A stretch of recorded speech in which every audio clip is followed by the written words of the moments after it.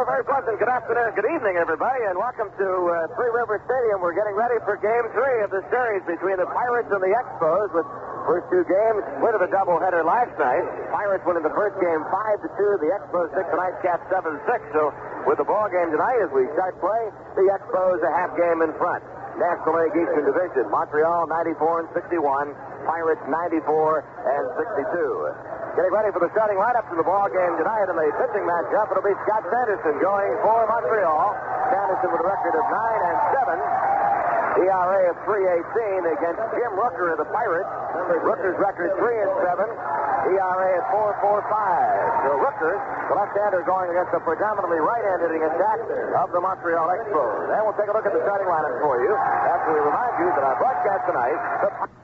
And tonight we're with the Pirates KDKA Baseball Network, Lanny Fratelli and Milo Hamilton, bringing us the action from another jam-packed house at Three River Stadium in Pittsburgh, PA. Let's take a look now at the starting lineups. And first of all, for the Montreal Expos, they will be without their fine young catcher, Gary Carter.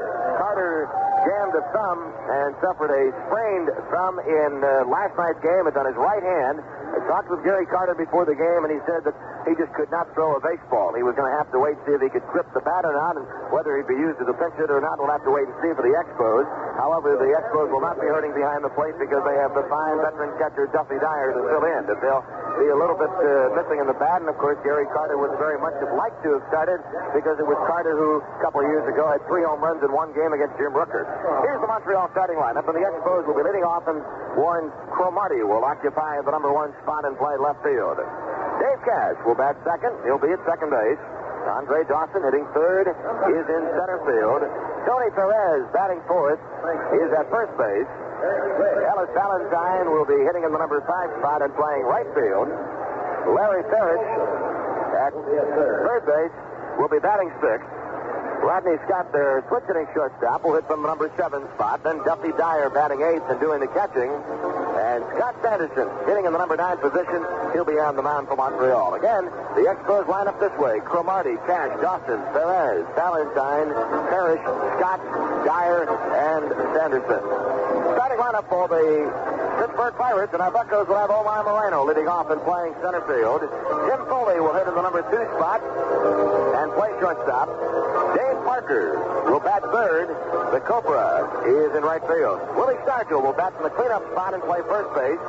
John Milner in left field hitting number 5. Bill Madlock will bat sixth and play third base.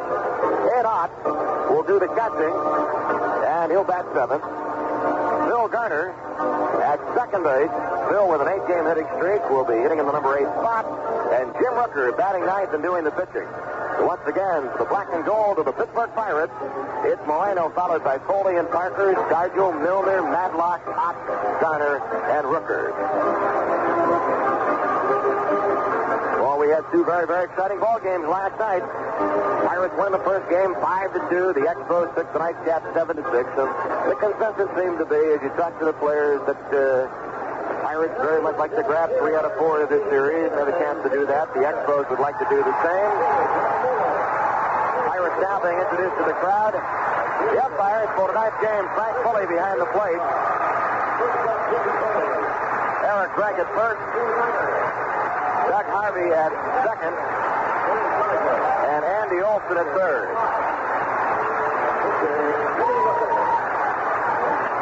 Pirates to take in the field, getting ready for game 3 of this series. Top 2 clubs in the National League Eastern Division again, head-to-head here at Three River Stadium. And now we'll proudly present the national anthem. First of all, Canada, followed by the Star Spangled Banner.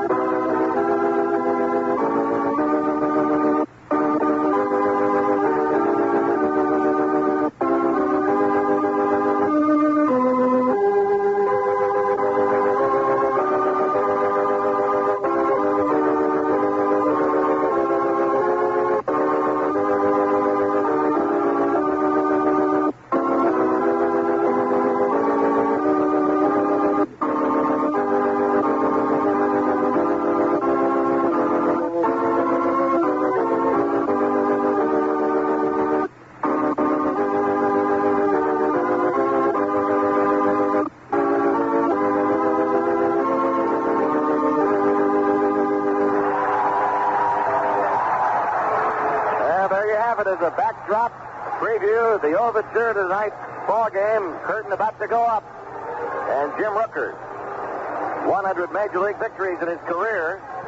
Rooker going to the mound, and Jim's last outing was 5 days ago. Pitched very well against the Philadelphia Phillies. In 6 innings, gave up only 1 earned run. Jim was on the disabled list twice this year. He started the season on the disabled list, then was activated in the middle of May. Won 2 of his first 3 starts of the year.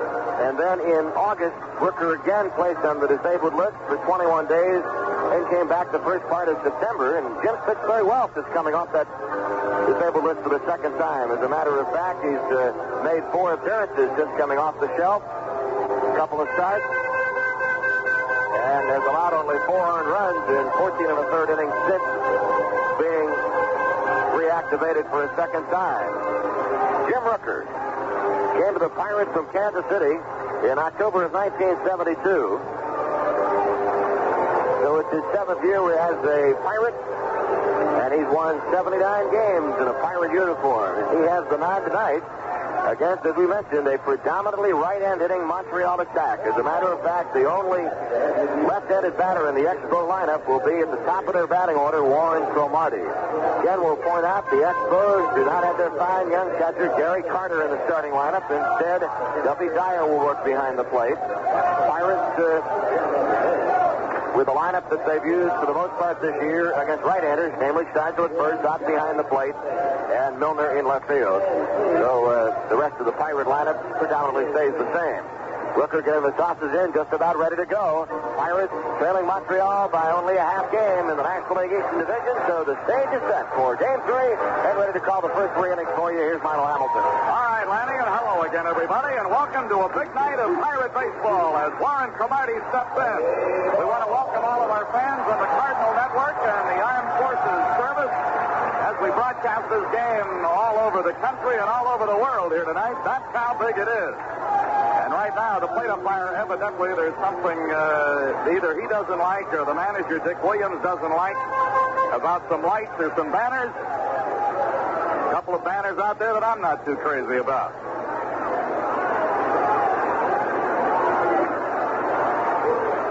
So, I believe they're going to call Chuck Tanner out.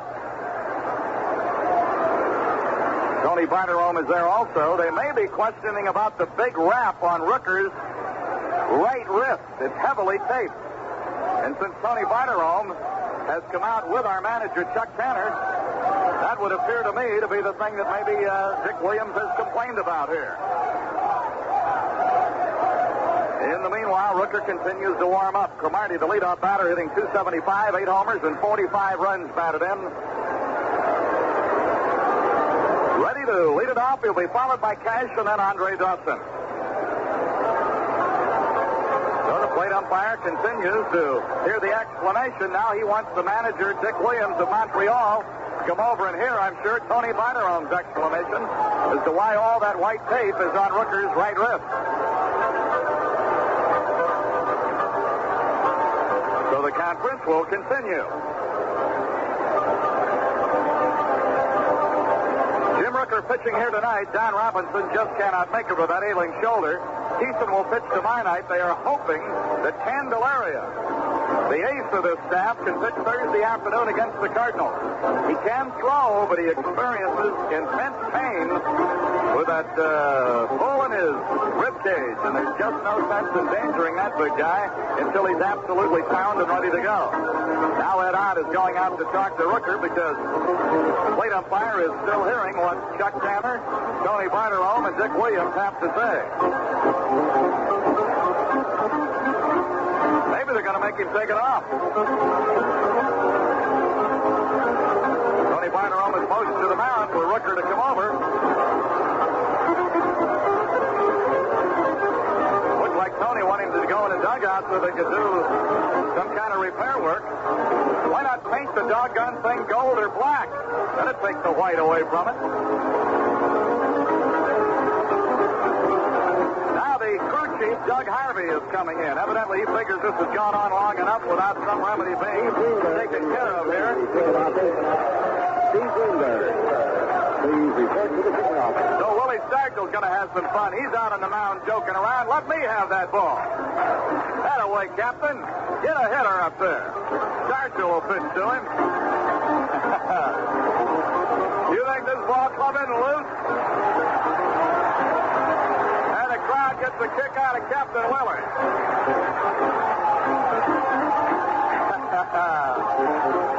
Yeah, you got to have some fun with this game, and there's the guy who can do it.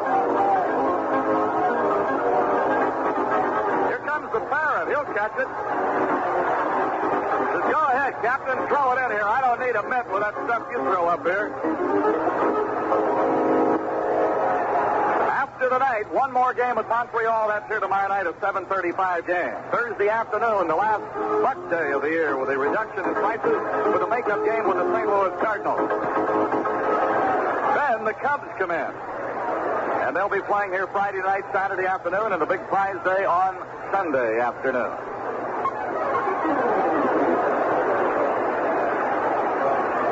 You'd think if somebody has made a point one way or another, they'd do something about this argument. So Rooker's headed for the dugout. Boy, he's going to be in some frame of mind to pitch this ball game. You prepare all day long to pitch a game. Mentally to get ready. You come to the park. You go to the bullpen. You pace yourself to get ready for the game by warming up the way you warm up. Now there's been a 10-minute delay over an argument. Boy, the ball game is so big, and now this kind of a delay against the pitcher who hasn't been pitching that much lately.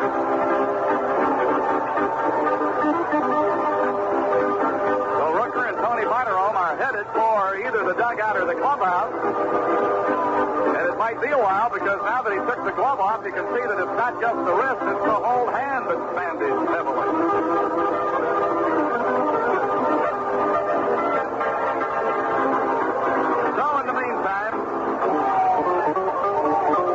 And Captain Willie Stargell are pleading their case, but evidently with the disappearance of Tony Barterome and Jim Rooker, they lost whatever argument they had. When the game does get underway, Jim Rooker's battery mate will be Ed Ott, with Willie Stargell at first, Bill Garner, who's played second base. The way the Spalding guide meant for it to be played, I'll tell you. He's made plays here the last couple of weeks that defy your imagination. Jim Foley's at short, Bill Matlock at third. The outfield left to right, John Milner, Omar Moreno, and Dave Parker. The Montreal Expos, who not only developed themselves into an excellent ball club, but a schedule that was a man killer, they stood that test as well. They've got another doubleheader. They've got one Thursday in Atlanta. And they've got to realize that after what the Atlanta Braves did last night to the Houston Astros, that may not be a cup of tea. And they've got to play that doubleheader in Atlanta before they go home for 3 games with the Phillies. And they've got an advance of almost 50,000 tickets for all 3 of their remaining games. They're going to draw 150,000 that final weekend if they don't sell another ticket between now and Friday. All right, here's Rooker coming out. Can't see at the moment. Yeah, looks like they cut some of it off so that you can't see it above the wristband on his glove. So I guess that'll satisfy everybody. But once again, maybe you're not, but I am concerned about what frame of mind he's in. Now Tony Barterome is coming out and pointing out toward the mound, hoping that he has done whatever they wanted him to do.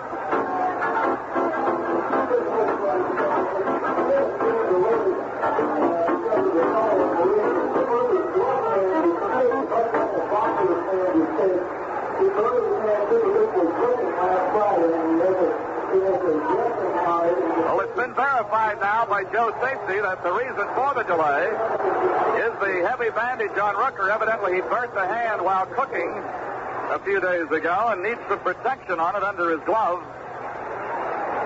Well, either he's going to go out there and go sky high, or he's going to have his dander up because of the beef by the Expos and shut him out.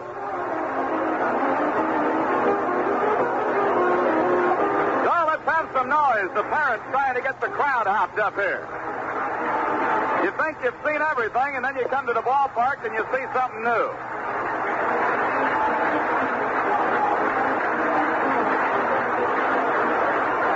Schulder is shouting over at the Montreal bench. That'll give you a little idea what he's got on his mind.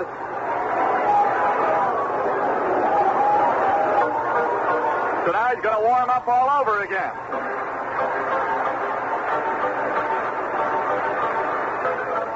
The Chicago Cubs, after being tongue-lashed by their former manager today, went out and made the New York Mets pay for it. Herman Franks, who retired yesterday, selected several of the Cubs for the way they played and the way they acted, and I guess some of them are a little upset. Yeah, that's right. Cubs involved in a split with the Mets. They won the first game 11-3 today. Then they lost the nightcap in 10, 4-3. I'm reminded of a comment you made yesterday, Milo, in the doubleheaders about how in a big series like this, anybody looking for any possible edge, and I think that's what Dick Williams has pulled off here in the early stages of this ball game, seeing an opportunity to shake up the timing of Jim Rooker and disturb his pattern of working, and he has done so successfully. And as we can see, has unnerved Jim Rooker at the start of this ball game. And when you're pressed into a starting assignment as he has been tonight, sure, he's a veteran, he's been around, but he hasn't been pitching that much this year because of two disabling injuries. All right, we're finally going to have a pitch thrown in this game. Warren Cromartie, 2 for 9 in the series. Cash, 4 for 9 on deck. Left-hand pitcher, left-hand batter. First pitch of the game is up high, a ball, and we're underway. Cromartie hitting .275, 8 homers, 45 runs batted in. Rooker to the line, and the pitch on the way is a ball outside at the knees, and it's 2-0. Rooker, who has a tough time getting loose on his best days, usually has some trouble early in the game. Strike called, inside corner under the letter. 2 balls and a strike. Cromartie waiting. Rooker kicks and delivers. A bouncer to short. Foley with it. Fires on to Stargell, 1 down. 1 up and 1 away. Cromartie bounces to the shortstop, Foley. And Dave Cash will be stepping in. He's been 4 for 9 so far. And Cash will step in with a .324 batting average, but he hasn't been to bat enough to qualify among the leaders. 2 home runs, 18 RBIs. He had a bad night with his glove last night, but they overcame it. That was one of the reasons they got the big lift, by winning that second game. And a pitch to him way high outside, ball 1. We are 9-7 with Montreal. We're 3-4 with them at home. And the 1-0 pitch on the way is a strike over the outside corner of the knees. A ball and a strike. Center fielder plays him straight away. The other 2 outfielders fan out toward the foul line. Swing and a foul. 1 ball, 2 strikes. Last night, Nicosia caught the doubleheader. I'm going to tell you something. For a guy who wasn't going to play, he just played the heck out of his position. Blocked balls, did everything. Knee had to be killing him. So Ed Ott in there tonight since they're starting a right-hander. Looping liner, base hit, right field. Parker over to play it on the second bounce. Cash is on with the first hit of the game. Gives him 5 hits in the series and brings up their center fielder, Andre Dawson, who will step in with an 8-game hitting streak. Dawson, their leading RBI man with 91. He has 25 homers. He's hitting .276. 2 for 9 in the doubleheader last night and drove in a run. Dawson, right-hand batter. He's not comfortable in there yet. Steps out a moment. Now he's up in there. The straightaway stance, bends those knees. Leans out over the plate. Rooker getting his sign. Cash will lead at first. Stargell holding against him. Rooker looks over that way, delivers to the batter, and it's up high, ball 1. Tony Perez due up next. One more chance after tonight against the Expos. The team right above us by a half a game. Here's the pitch. There's a high pop down the right side. Geiner out. Parker over. He's going to come a long way. He's going to be there right on the line, and he catches it. With Dawson up there, he was playing him to pull over in right center. Fortunately, the ball hung up a long time, and Parker caught it just inside the foul line by a half a foot. So Dawson is out, and it's 2 away. Tony Perez played in the first game last night and went 1 for 3. Against the league, this veteran slugger is hitting .278, 13 homers, and 72 runs batted in. Rooker looks to first and brings it on to Perez. A bouncer to Garner. Shoots it, throws it, got him. Another fine play by Garner. For the range he has shown, just beautiful at second base. Montreal gets no runs. They get a hit out of Cash. No errors, and Cash was left. We played a half an inning. Headed toward the hill is their big right-hander, Scott Sanderson, and the Battle and Bucks are just now coming into bat. Having a look at the scoreboard this evening, there's quite a bit of activity as the regular season is winding down in its final week. Aside from the Montreal-Pittsburgh game, Houston, which is still mathematically alive but just barely, is at Atlanta tonight, trailing Cincinnati by 2.5 games, and at the end of one, it's Houston nothing, Atlanta nothing. J.R. Richard against Boggs. St. Louis at Philadelphia, no score in the middle of the first. Fulgham against Larson. San Diego at Cincinnati, it'll be Shirley against Norman. Later, it'll be Los Angeles at San Francisco. An afternoon doubleheader at Wrigley Field, Chicago. The Cubs took the first game from the Mets 11-3, and then the Mets came back and won the nightcap in 10 innings, 4-3. In the American League, after half an inning, Toronto is scoreless. Boston batting, Steve against Stanley. Detroit failed at Baltimore in its first at bat. Morris against Stone. Cleveland is at New York to do battle with the Yankees. It'll be Rick Wise against Jim Beattie. Seattle at Milwaukee later. Likewise, Chicago at Minnesota. Oakland at Texas. And later tonight, California will try to clinch its first Western Division title ever as it hosts Kansas City in a game that could wrap up the Western Division race. Scott Sanderson, big, lanky right-hander from the Chicago area. Loosening up to his battery mate, Duffy Dyer. Remember, Gary Carter was injured last night, not able to make the starters gate here tonight. Their first baseman, Tony Perez. Dave Cash at second. Rodney Scott is the shortstop. Larry Parrish at third. In the outfield, Andre Dawson in center, flanked by Warren Cromartie in left and Ellis Valentine in right. Pirate coaches in place. Almonchek at first. Jolinet at third. And the leadoff batter, Omar Moreno, waiting off to the right. Still working on the bat handle a little bit. But Sanderson's got a couple of more passes coming.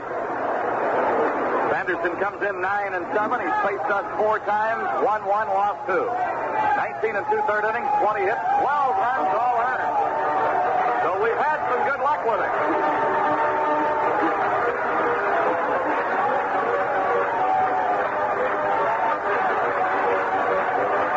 We've hit 16 home runs against this club this year. 3 off Sanderson. Moreno and Stargell did it in one game. Milner did it in another.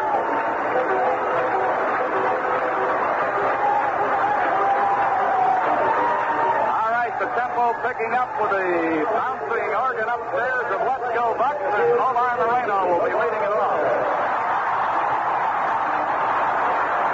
Moreno hit was from last night's doubleheader, and it dropped him under 280 for the first time this year. He was 0 for 9 and had an RBI. Omar, who had hoped so after being around that 300 mark all year to make it, been struggling with the bat lately.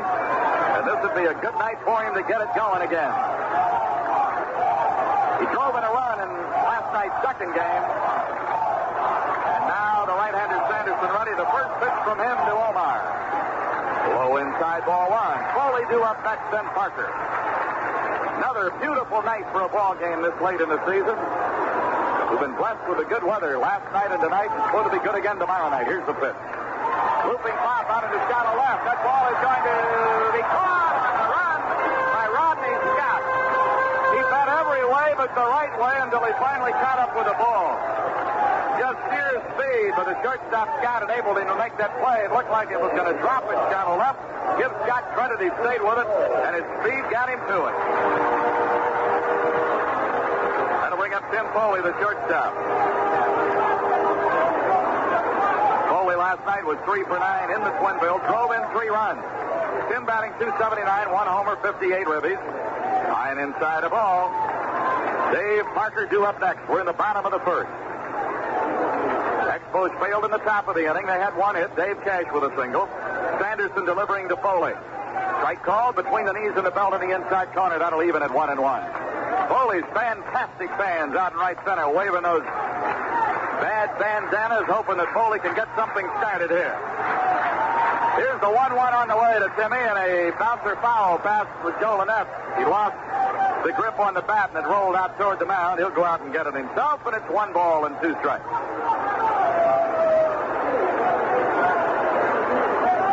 Foley's fantastic fans on one side, over above our bullpen, Foley's followers, and they bring those good banners out, and they have a good time with them. They get a big kick out of them, and so do we.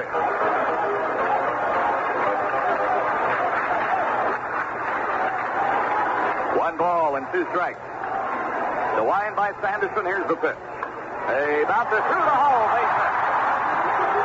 Foley gets one between. Carries the scout into left. Foley gets his 4th hit of the series. And it'll bring up the right fielder, Dave Parker. The Cobra will step in with a club-leading batting average of .299, 23 homers, and also leads us in RBIs with 89.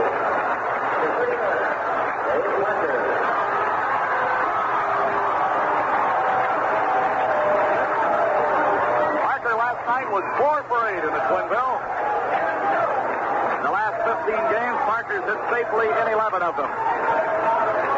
As he bats, Stargell moves on deck. Foley does not take a big lead at first. Perez holding against him. Here's the stretch pitch. Low inside, a ball to Parker. The Pirates hosting Montreal the next to last time for the year. The only way we can play them again after tomorrow night is if we end up in a tie Sunday and have a 1-game playoff. It'll be at Montreal next Monday afternoon. Here's the 1-0. A high fly ball left center. It'll be deep, but not enough. Edge of the track. Dawson makes the play. Foley's going to tag and head for second. Sliding, and he's in there.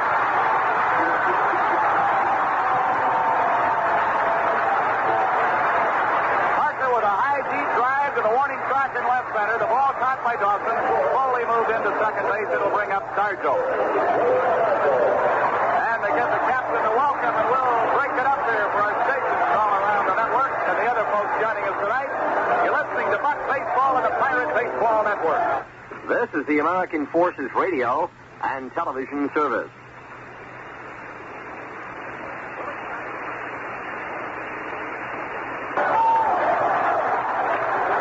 Willie Stargell batting .286. 29 homers, leads the club, 75 RBIs. There's a drive out into deep right center. Going, home run. Bounds away in Pittsburgh, PA.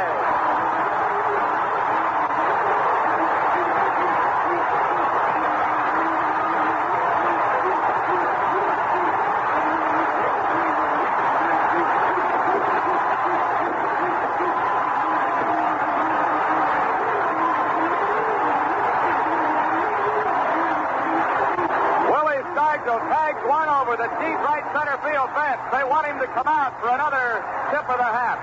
It's his 30th homer. 77 RBIs.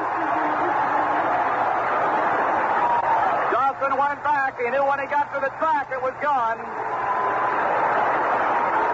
That's our 17th homer this year against Montreal, equaling in the output of all last year against them. For Stargell, it's his 5th against the Expos. And it's his 2nd against Sanderson, who's now thrown 4 gopher balls on the year to the Pittsburgh Pirate Bombers. Sanderson, with that home run ball, has now thrown 15 for the year. And the blast by Parker has the Bucks on top 2-0.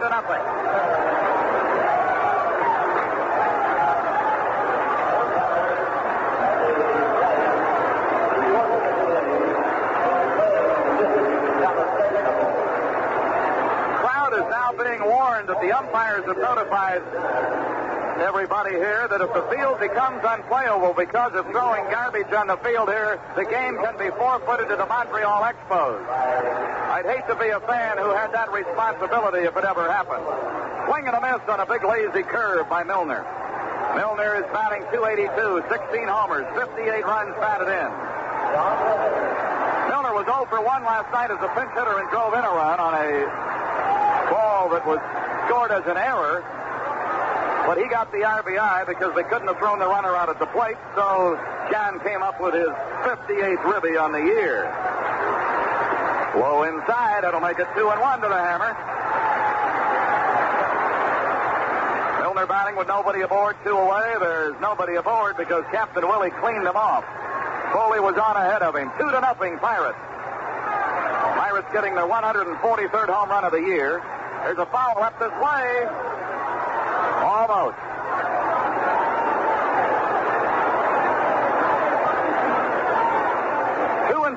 Two outs and nobody on. Milner waiting. Sanderson to the line, and the pitch on the way.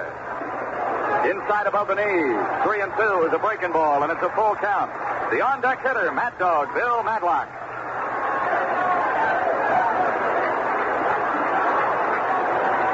Now the wind, the payoff. Swing and a foul rolls up the screen toward the press box. It is jam-packed with visiting media from all over the country again here tonight. Jim Fragosi's Angels can wrap up a division crown tonight. The first in the history of the 19 years of the Cowboys franchise, Gene Autry. Boy, he's waited a long time. I hope they get it.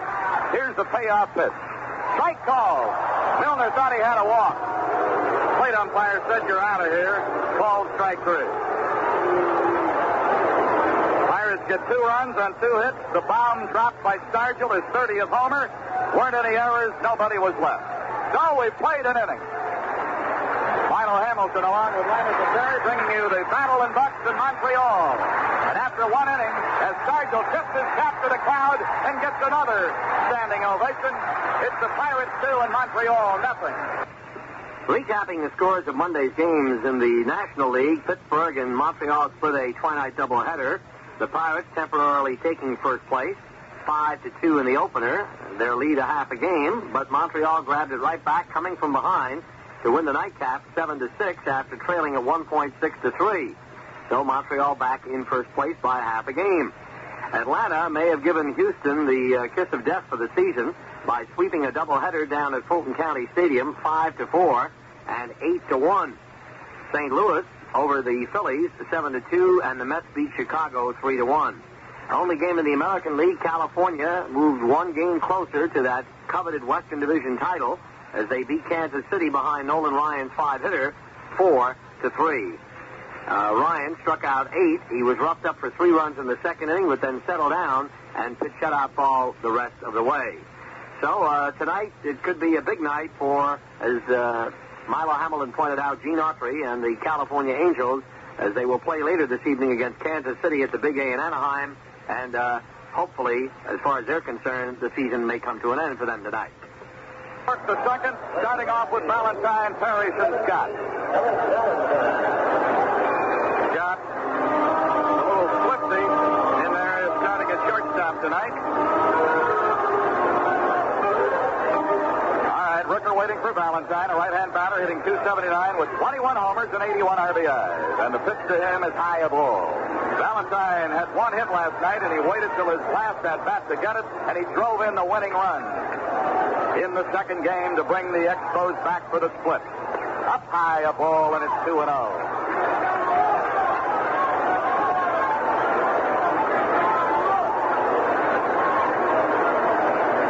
Rooker to the wind, and the 2-0 on the way. A swing and a high fly ball that will not carry. Right center. Moreno waving off Parker. The antelope is there. Well, he started with that home run in the first inning, and yet another home run prize winner, Barbara Romanich of Altoona, will receive our prize packet, 2 tickets to a future Pirate home game, a $25 gift certificate from the Western Pennsylvania Restaurant Association, and a $25 gift certificate from Allied Florists of Pennsylvania. Congratulations, Barbara. Here's Larry Parrish with a 7-game hitting streak. The leading candidate to be their MVP. 3 homers, 7 RBIs. And look at this guy's batting average this year. He's up to .312. He leads them in homers with 29, 81 RBIs. Swing and a miss.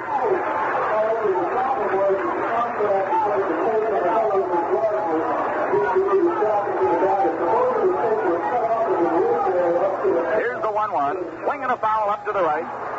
Upper club level souvenir time, and it's 1-2.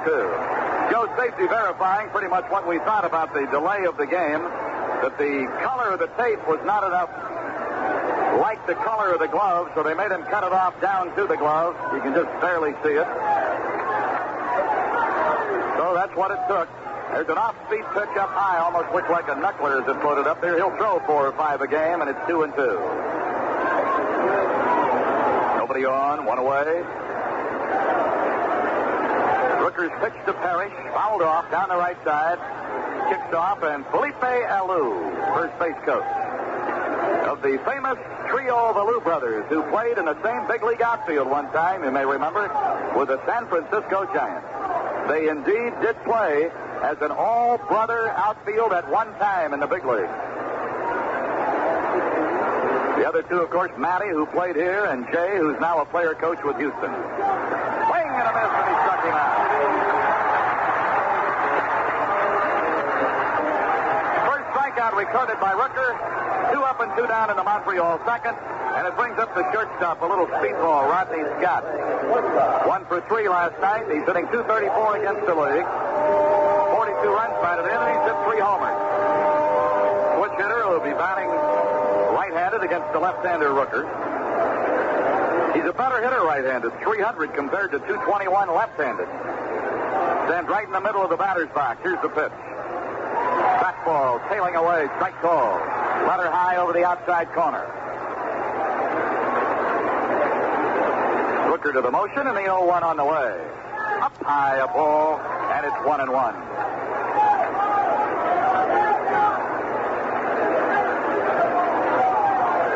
Rooker reached the sign from Ed Ott. Into the motion, 1-1 to Scott. High, a ball, and it's 2-1. The on-deck hitter, Duffy Dyer, who last night after Carter was hurt, came on and hurt him. Hit a couple of hits. Drove in a run. Hit a big hit in their comeback inning. Here's the 2-1. Down low, that makes it 3-1.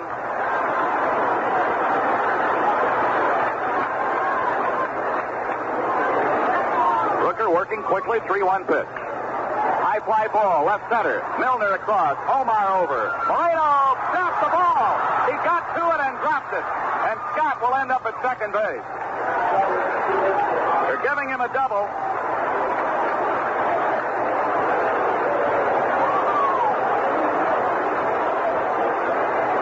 It almost looked as though Milner had a better shot at that ball. But Moreno racing across with the right away. He got to it, hit on the heel of the glove, and bounced away under the warning track, and it will go as a 2-base hit for Rodney Scott. And for Scott, it's his 11th double of the year. Brings up the catcher, Duffy Dyer. Dyer in limited play, .250 batting average, 1 homer, 6 RBIs. Last night, after coming on in the game, went 2 for 2 and drove in a run. So Dyer, with Carter out of there, counting on him for a contribution.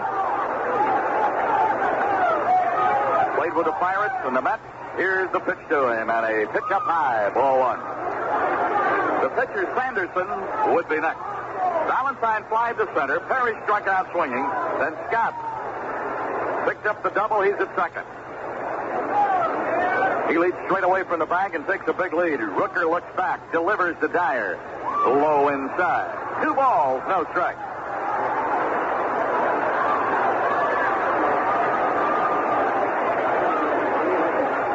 Dyer almost a straightaway stance. Here's the 2-0 pitch. Fouled up to the top of the screen. 2-1. Duffy Dyer, who, if he doesn't manage someday, will make somebody a good coach.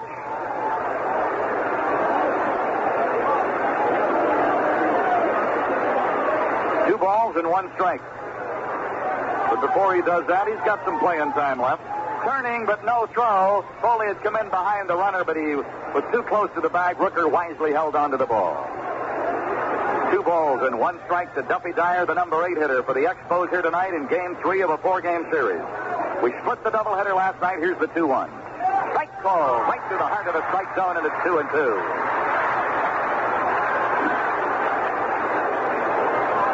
Runner at second, Scott, 2 away. Hits are even at 2. Cash had a single in the first. Scott the double in this inning. Duffy Dyer waiting on a 2-2. Rooker taking a little extra time. Now he nods agreement. Comes to the set. Looks back to second. Delivers to Dyer. Ooh, was that close. Ed Ott thought the inning was over and took a step or 2 toward the dugout. But it goes as a ball and fills it. So Rooker's going to have to come in with a payoff to Duffy Dyer.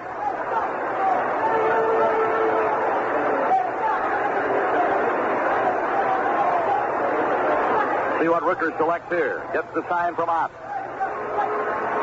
Rodney Scott leads away at second. He's coming toward third, and it'll be a ball, and it's a walk. Ott wanted to throw, but Madlock was not covering third.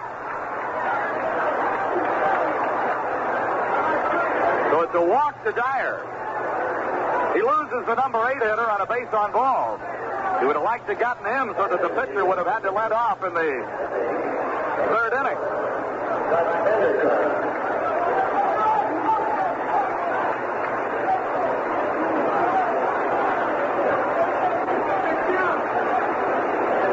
So they've got runners on the corners.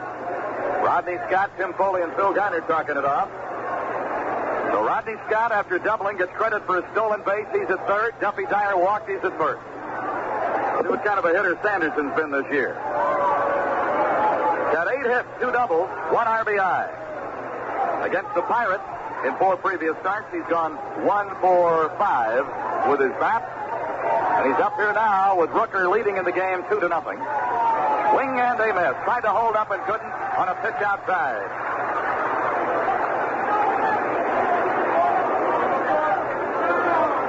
After 2 away in a hurry, Scott doubles, Dyer walks. Here's the pitch to Sanderson. Swing and a miss and a breaking ball, and it's strike 2.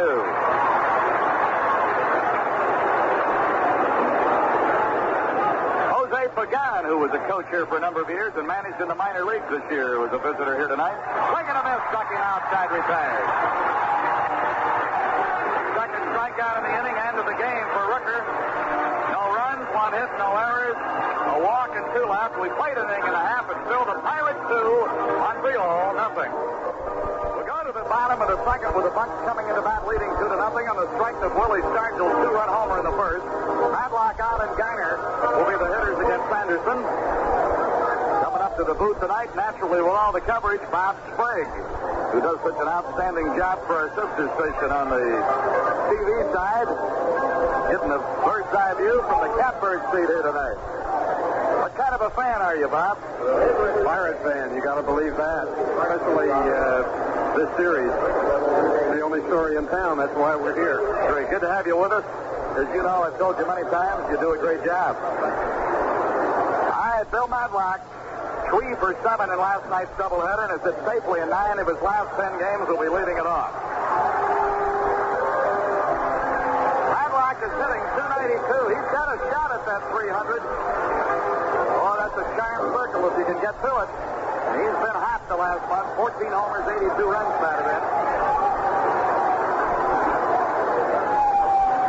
And Sanderson winding. Here's the pitch.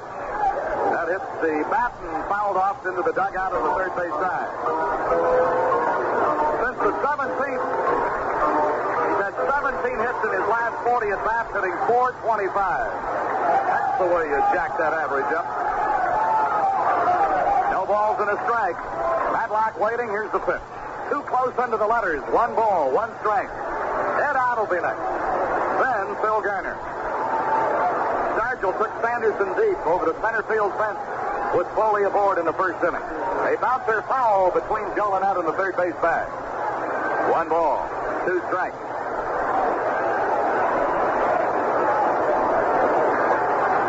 After tonight, 1 more with Montreal, 1 with the Cardinals, and 3 with the Cubs.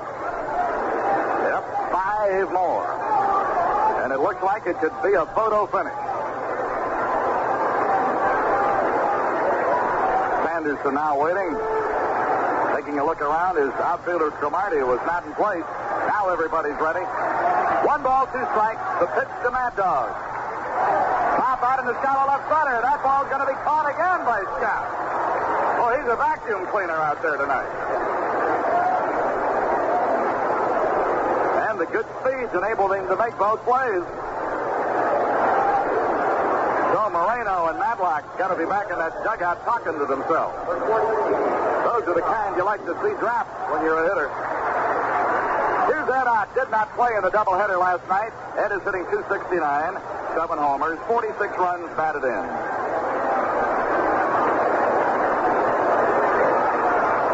And Sanderson to the motion. Pitch on the way to the outer. He bounced it up there. Ott tried to check the swing. The umpire says he didn't. So it's a swinging strike. And the old faithful gang out there with the banner over the bullpen. If it's head, it ought to be good. Yeah, they don't miss many. Bob, they have a lot of fun with those banners. They're really loyal fans. Swing, and he missed, and it's strike two.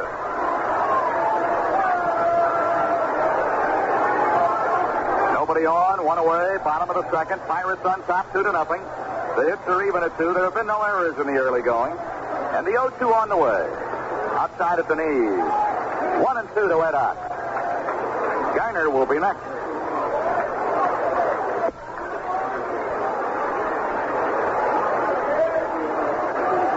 Sanderson taking a little extra time. He puts both feet on the rubber. Then he leans forward and fires. There's a high fly ball. Deep right field, but it should be on the track for Valentine, and it is right in front of the 375 sign in right center. Ott gave that ball a good ride, got him near and died a little for him. Valentine moved over with ease, made the play, and it's 2 down. Here's Garner. 3 for 7 last night. He's got an 8-game hitting streak going. Straps is hitting 288, 10 homers and 53 runs Saturday. For the additional networks that have joined us here tonight, that his folks down in Houston and some of the friends in Tennessee are going to be able to hear old Strap Iron play here tonight. Here's the pitch to him. There's a line drive hit into left center. That ball's going to roll. It's through the gap. It's up against the fence. And he's in with a stand-up double.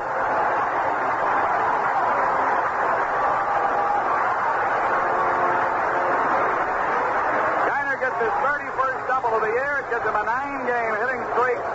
And will bring up Jimmy Rooker with a runner at second and 2 away.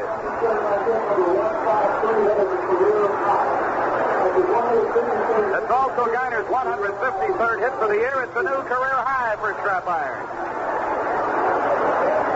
So Garner at second with 2 down. Jim Rooker has had 4 hits, all singles, no RBIs. At one time, of course, he broke in as an outfielder. He was a pretty good hitting pitcher. He's had several home runs in the big leagues. There's a looper into shallow center. It's going to be caught on the run by Dawson. What a play. Dawson showing his speed. Coming in. Running pell-mell and grabbing it down around his shoe top. So we've had about 3 giant quail here tonight that have been caught. So Dawson showing his good speed and robbing Rooker not only of a hit but an RBI, and it's no runs, 1 hit, no errors, and 1 left. So we played 2 innings, and still the Pittsburgh Pirates 2, the Montreal Expos nothing.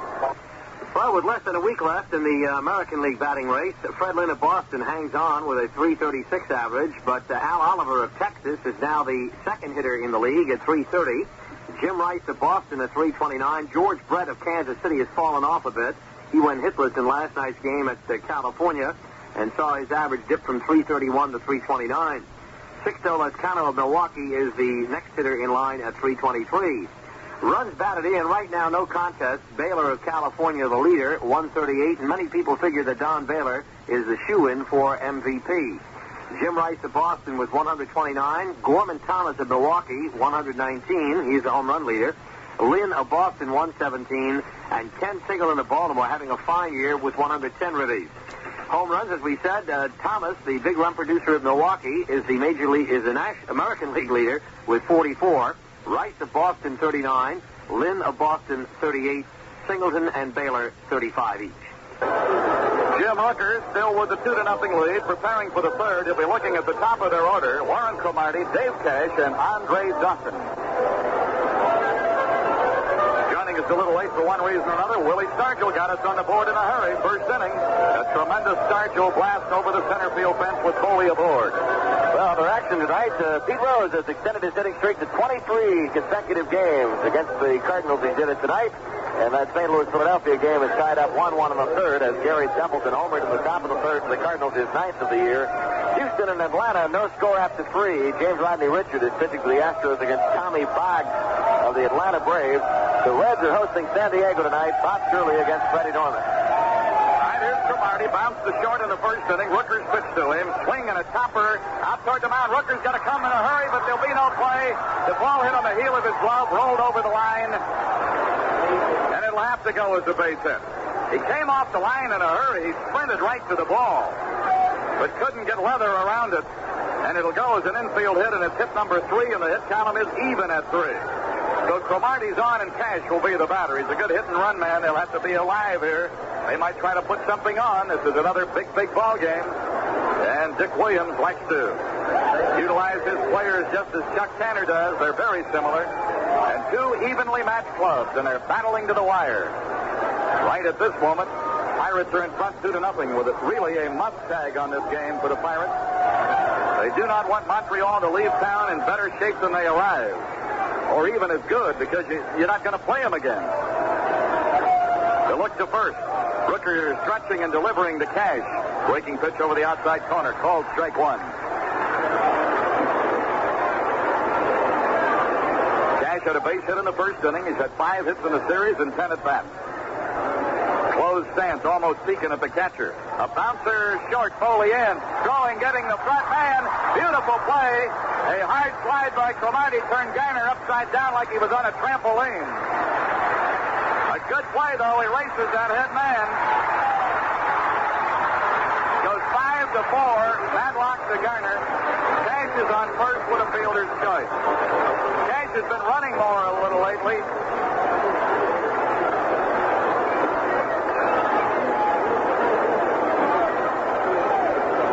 They've got a guard against him because he's been stealing some bases lately. Correction on that scoring. I think they said 5-4. It should be 6-4. 6-4, Foley, Garner.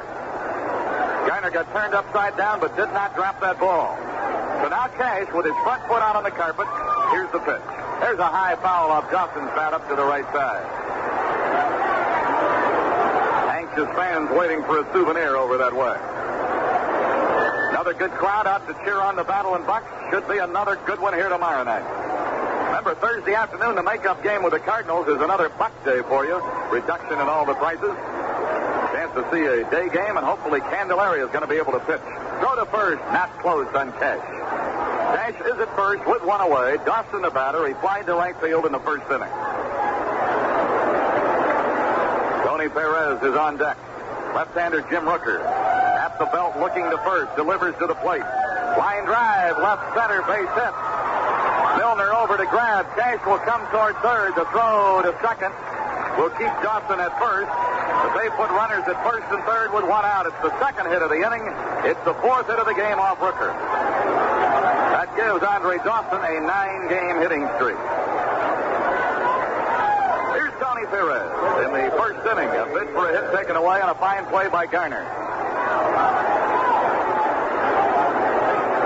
So Rooker in a bit of a trouble spot here, and a dangerous slugger up there. Tony Perez did 13 homers this year, driven in 72 runs. Here's the pitch to him, and it's high outside. 1 ball, no strike. The Franklin seniors are here tonight, cheering on the Bucks, and they brought a banner about as big as their school. That's down low. 2 balls and no strikes to Tony Perez. Valentine due up next. Pirates leading 2-0. A fly ball with any depth cuts it in half. A base hit keeps an inning going, and Rooker facing the ever-tough, consistent hitter over the years, Tony Perez. Strike is in there. Took something off of a breaking ball. Caught him looking. Started to lean toward it, laid off. Took it for a strike, and it's 2-1.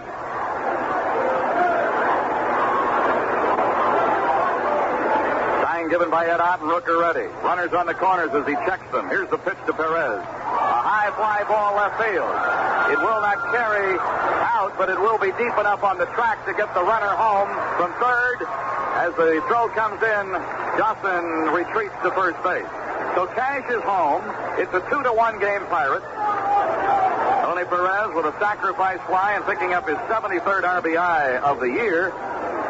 And it'll bring up Ellis Valentine. So Montreal scratches. They're on the board. Pirates 2 runs, 3 hits. Expos 1 run, 4 hits. Ellis Valentine flied to center in the second inning. He's batting now with Dawson at first base. Throw to first, not close. So Cash, who reached on a fielder's choice, came home on a Perez sacrifice fly. There's a high pop foul down the right side. Stargell, Garner, Parker, and the ball will not hang up long enough. They all converge, but it drops and bounces into the lower boxes. No balls and one strike.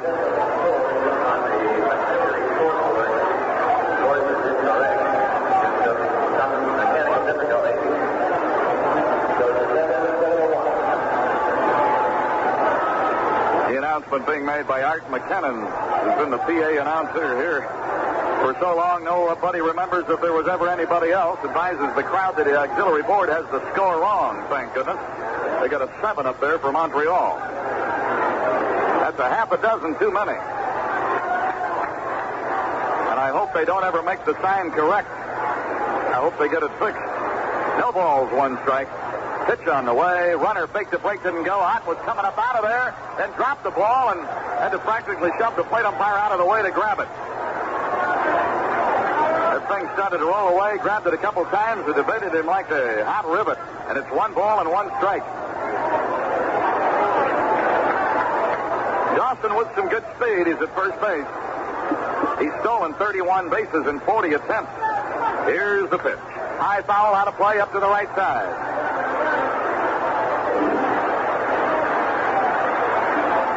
1 ball, 2 strikes. A run in. They've cut it in half. Pirates 2, Montreal 1. Valentine stepping back. The on-deck hitter is their third baseman, Larry Parrish. Montreal batting into third. Rooker stretches, looks to first. Steps away. Scouting reports are complete, and we played this club now. We're down into the last week. We know Dawson's a threat. He's not going. There's a pitch that pops him up. Hit him on the fist, and Garner back it up about 4 steps. Will squeeze it, and the side has been retired. 1 run on a couple of hits. Perez's sacrifice fly got cash home. No errors. 1 man left. We played to the middle of the third. It's now the Pirates 2, Montreal 1. Well, in case you're wondering what the schedule looks like for these 2 ball clubs after they conclude this 4-game set, Montreal will play Philadelphia September 28th, 29th, and 30th to close out the season at home. Away, well, they have the games at Pittsburgh remaining and Atlanta on September 27th for a twilight doubleheader. 2 games and then home to close out with Philadelphia. Pittsburgh will be at home for the Chicago Cubs on the 28th, the 29th, and the 30th, the final day of the season. And there is a proviso in the Pittsburgh schedule. If the game is needed, because of that half-game difference between the 2 clubs, they will have to make up the game with the St. Louis Cardinals if it is necessary. That was a game that was rained out earlier, and the stipulation was that if it meant anything toward the pennant race at the end of the season, it would be played later to even up the games played by both Montreal and Pittsburgh. That is the reason at the moment you have the change of a possible leader in the Eastern Division from day to day, because Pittsburgh has played 1 less game than Montreal and consequently trails by half a game. In the West, Houston has time running out. It's 2.5 games out, and they don't have much time left. Anderson's all ready to work in the third. The top of the order for the Bucks: Moreno, Foley, and Parker.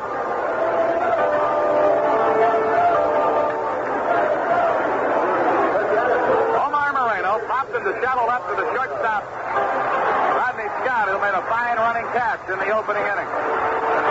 So the crowd alive here again. They know the importance of it. They're trying to help the Bucco bat. Here's the pitch. Down low a ball. You talk about a Pirate fan. Here's one. Harry O'Toole coming up with a message for us, and we want to get it on because this is a fan of 80 years for the Pirates. Here's the 1-0 to Omar. Up high a ball. Mr. Charlie Martin from Carrick has been a Pirate fan for 80 years. An old friend of Honus Wagner. He's been in Pittsburgh since 1900, following the Bucks since the days when they played at Old Exhibition Park. And Charlie's 105 years old today. 105. A bouncer to first. Tony Perez there steps over to the bag, and it's 1 away. So happy birthday to Charlie Martin on his 105th. Looks someplace. George Lee's going to make it there, and he'll be doing it in Arizona someplace. That's really something, though, isn't it, George? 105 and a Pirate band for homer in the first inning. Ball low outside, a breaking pitch. Here's Foley, scored on the Stargell homer in the first inning. Ball low outside, a breaking pitch. The wind to the 1-0 on the way. Low outside again. The wind to the 1-0 on the way. Low outside again. The hoopla of the crowd here now. Here's the 2-0 to Foley. Strike at the letters. The hoopla of the crowd here now. Here's the 2-0 to Foley. You throw a strike. Strike at the letters, 2-1. 2 balls, 1 strike behind him. Foley will make you throw a strike. Fouled up to the right side, 2-2. 2 balls, 1 strike. Parker due up next. Sanderson delivering to Foley. Fouled up to the right side, 2-2.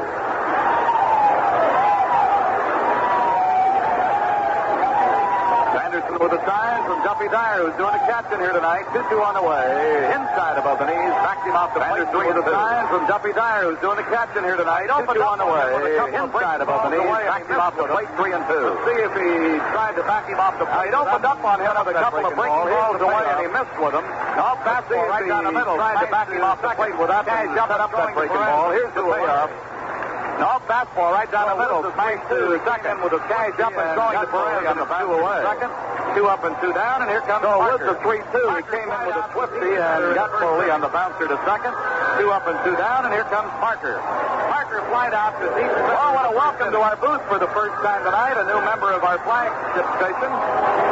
Who's the next? Well, I want to welcome to our booth for the first time tonight a new member of our flag, Lee Fowler, coming in from St. Louis. The next 3 years, who will be guiding the fortunes of the Pirate Network. Quite a baseball Lee fan. Fowler coming in from St. Louis to catch Pirate program director. It's a big K.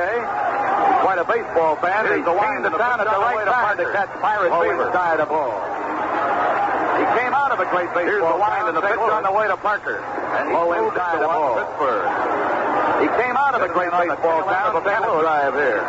And he's moved into one. 1 ball and no strike. Here's the pitch. And then on the tail end of a Bennett drive here. 1 ball and no strike. Here's the pitch. Anything he doesn't know about Bennett 2-0. Fox tonight because he's sitting with Roy Fox. Anything he doesn't know about baseball, he'll be taught tonight because he's sitting with Roy Fox. Here's the 2-0. And on a baseball knowledge back about a quarter of a century. Here's the 2-0, and it's low outside a ball, and it's 3-0.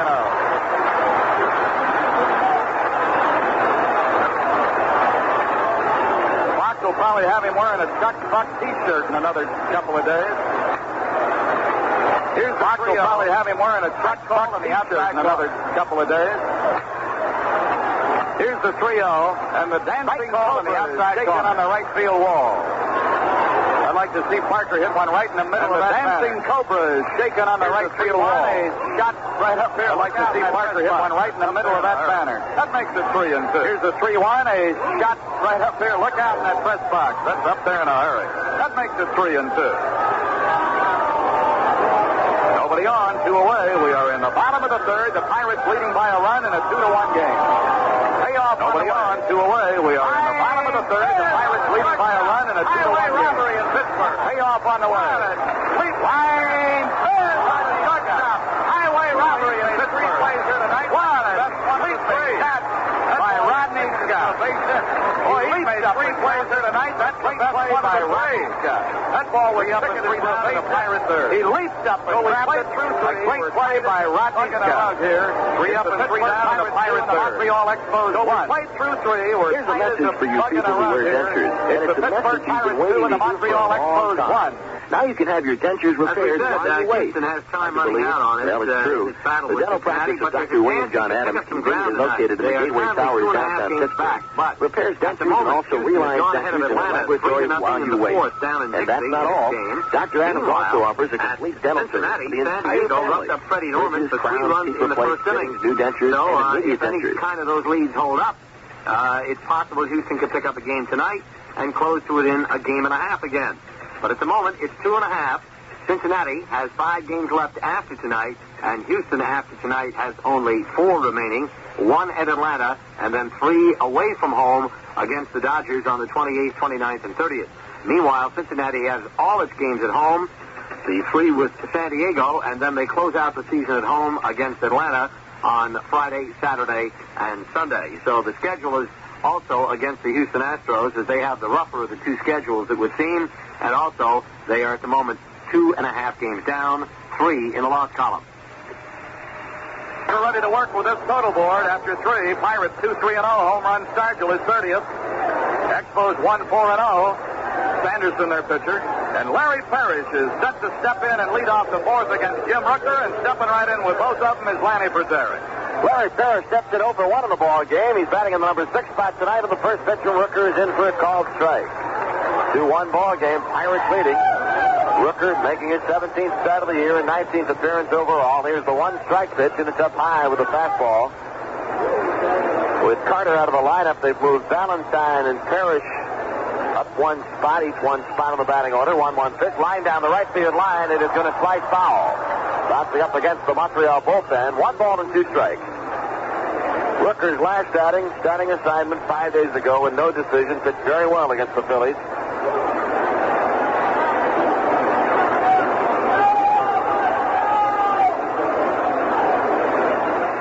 Rooker's always been a very gutsy competitor.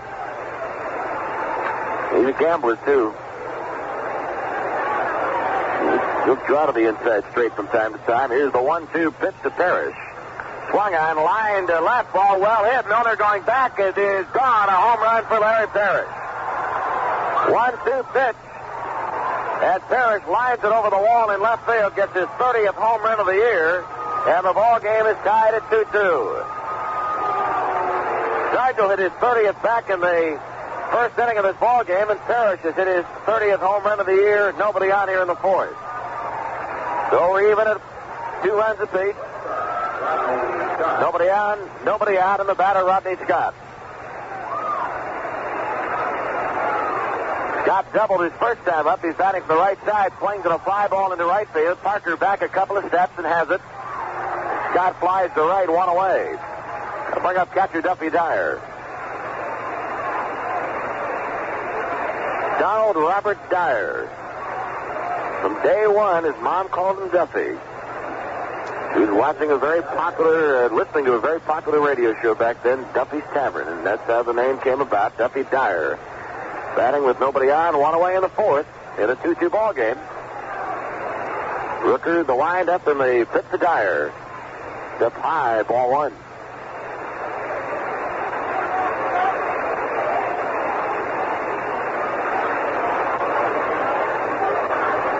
Pitch, a swing and a miss, 1-1.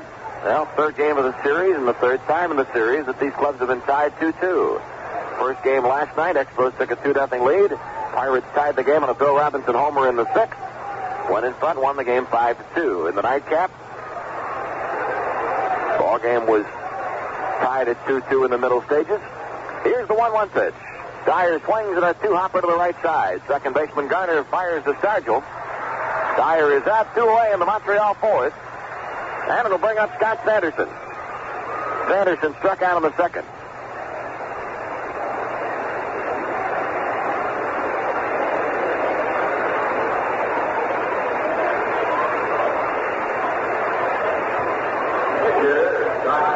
Game 4 of this series tomorrow night. And a 7:35 game. Gates and ticket windows will open tomorrow at 6. Bruce Keeson going to draw Steve Rogers in the final game. Here's the pitch to Sanderson, bats in the dirt, ball 1. Bruce Keeson has 13 lifetime victories over the Montreal Expos, and he'll go against Montreal tomorrow night. That's the plan of attack now. Here in the 4th inning, nobody on, 2 down. Pirates and Expos are tied 2-2.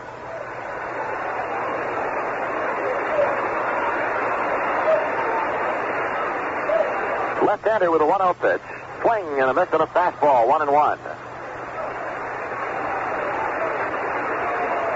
Games left after tonight. Pirates have 5, Montreal with 6. Here's the 1-1 pitch. A shot back off the glove of Rooker. Ricochet, shortstop, Foley, barehands, and fires to Stargell. And they got him. Great recovery by Tim Foley as the ball came off of Rooker's glove at the mound and rolled off towards the shortstop spot. Foley picks it up on a bare-hand play and fired to Stargell. 1-6-3, and the Expos are gone in the fourth. Montreal 1 run, 1 hit, the home run by Parrish, and after 3.5 innings of play, it's our Buccos 2 and Montreal 2. Well, to give you an idea of what kind of a job Kansas City has in front of it if it hopes to win the Western Division title for still another year, they at the moment have won 82 and lost 75. California has won 86 and lost 71. That's a 4-game deficit for the Royals. And California has 5 games remaining, as well as Kansas City, 5 games remaining. Kansas City is at California for games tonight and again on Wednesday night. And then they play at Texas on September 28th, 29th, and 30th. Meanwhile, Kansas City has home games with Oakland on September 28th, 29th, and 30th. And their remaining games away are the one series that they're currently into at Anaheim tonight and again tomorrow. So it's a tough job for Kansas City with 5 games remaining. California, 5 games remaining, and 4 games out. It would take a miracle. They'd have to win the next 2 games at California and then hope for the best in the remaining games of the season. Getting ready for the bottom of the fourth inning, some of the other action to bring you up to date. St. Louis and Philadelphia tied at 1-1 after 4. John Fulgham for the Cardinals, and Dan Larson is on the mound for Philadelphia. Home run of that ball game for Stapleton is 9th of the year in the third with nobody on. Pete Rose extended his hitting streak to 23 games in that ball game. Houston got 3 in the fourth. They lead Atlanta 3-0 in the fifth. James Rodney Richard against Tommy Boggs. San Diego with 3 runs at the top of the first inning, and the Padres have a 3-0 lead over the Reds in the second inning at Riverfront. Bob Shirley against Freddie Norman. Playing the theme from Rocky here at the stadium as we get ready for the bottom of the fourth, and guy who's been like the Rock of Gibraltar for this Pirate Ball Club for so long, Willie Stargell will be leading it off. And Scott Sanderson in a 2-2 ball game. Stargell had a 2-run homer in the first. His 30th of the year and career home run number 459 for Willie Stargell. 6th time in Willie's career that he's had 30 or more home runs in a season.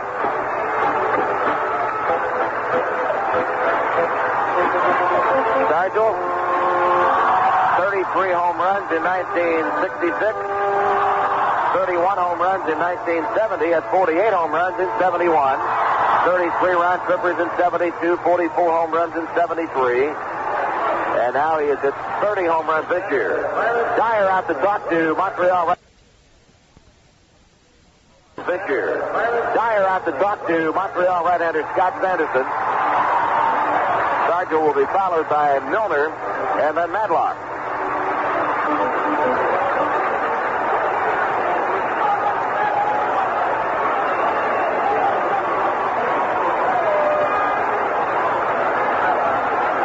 We're ready. Stargell steps into the batter's box. Last of the fourth. And the right-hander delivers. Willie swings a drive. Deep to right. Go ball. It's well hit. Valentine is at the wall. It is gone. A home run for Stargell. His second home run of the game. The Pirates are back on top. It is now 3-2 Pittsburgh.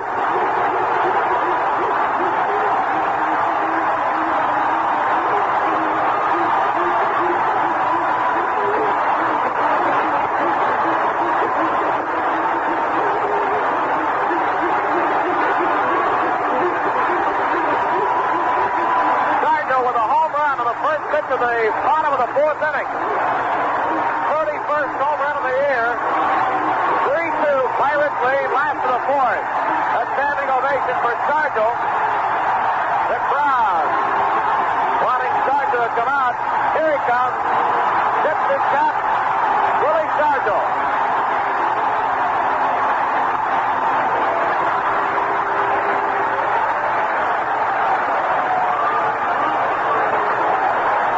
Milner, the batter. Milner 0 for 1 in the game. He shows bunt, takes down low, ball 1. Willie, 6 home runs this year off Montreal pitching. Here's the 1-0 pitch. swing and a miss on a sharp breaking pitch, and it's 1-1. Sargent had a 2-run homer in the first. He's hit a solo home run here in the fourth.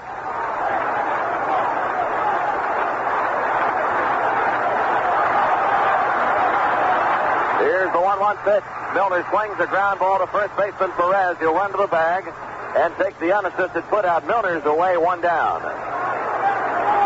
Batter third baseman Bill Matlock. Matlock pops to the shortstop in shallow center in the second. Bill's it safely in 9 of his last 10 games. A week ago yesterday, his batting average was at 281. Right now, it's at 292. 3-2. Pirates lead last half of the fourth. Scott Sanderson, the windup. Here's the pitch to Matlock. Swung on a shot through the left side. Base hit. That is hit number 5 for the Pirates. Matlock's now hit safely in 10 of his last 11 games. And it'll bring up catcher Ed Ock. Pirates took the 2-0 lead in the first inning homer by Sargent. In the third, Montreal got a sacrifice fly from Perez that scored cash. Larry Parrish hit a solo home run on the top of this inning to tie it, and Sargent leads off the last of the fourth with a home run to put the Bucks in front 3-2. They're going to start warming somebody up in the Montreal bullpen. Matlock at first. He has 31 stolen bases.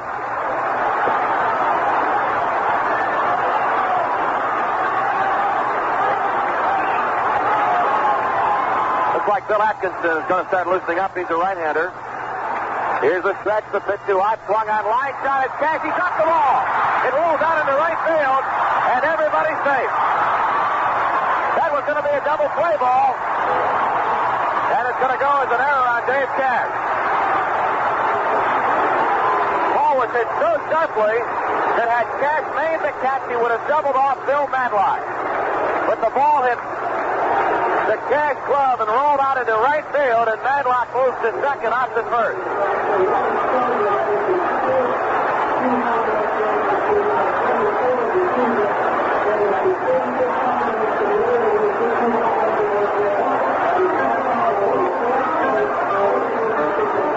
Sargent has hit 2 home runs in a game 35 times in his career.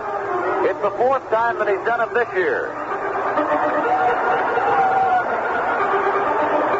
Did it against the New York Mets here at Three River Stadium on May the 17th.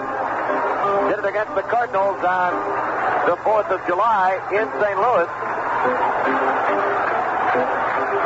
And did it against the Giants in San Francisco on September the 1st. He's done it again tonight. Pirates leading 3-2. Bucks have 2 on, 1 away.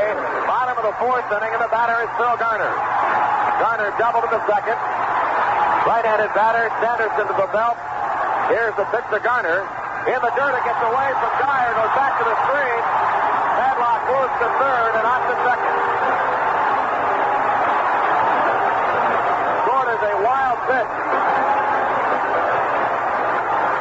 Jim Brewer, their pitching coach, had been out just before that last pitch, trying to settle down the right-hander Sanderson. The wild pitch putting a couple of runners in scoring position, and the Montreal infield is going to have to come in. Count is 1-0 on Garner. First base is open with the pitcher Rooker due up next.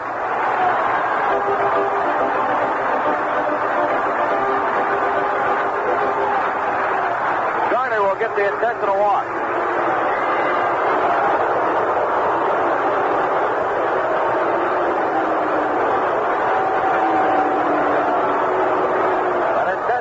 To Phil Garner will load the bases. Rooker's on deck. Pirates leading 3-2. Ball game is in the bottom of the 4th inning.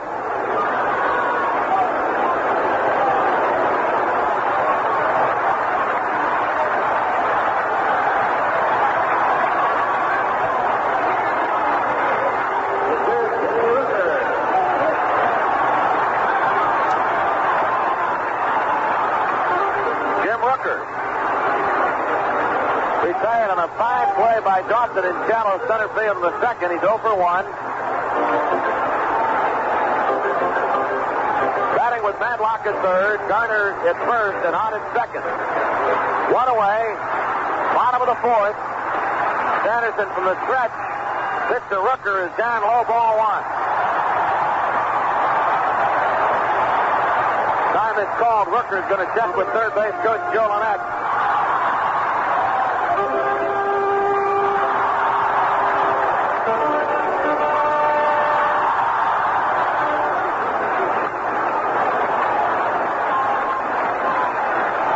Sanderson from the stretch.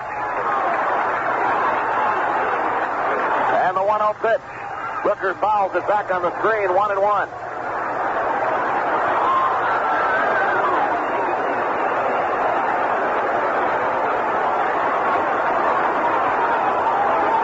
Badlock at third. Out at second. Garner at first. First baseman of the Expos, Perez, playing in front of the runner. Garner on the right side. Third baseman Parrish just a little bit past the baseline on the left side. Here's the stretch. And the 1-1 pitch. Swung on and fouled off.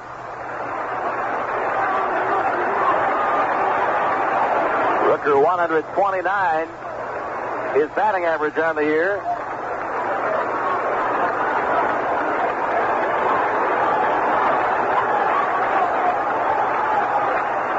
Jim's had 6 lifetime home runs. Boyd like to get a base hit here and drive it a pair. We're leading 3-2. 1-2 pitch. Down low.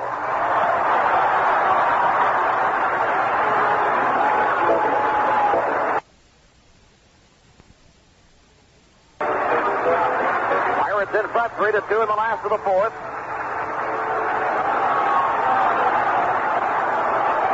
Runners lead away.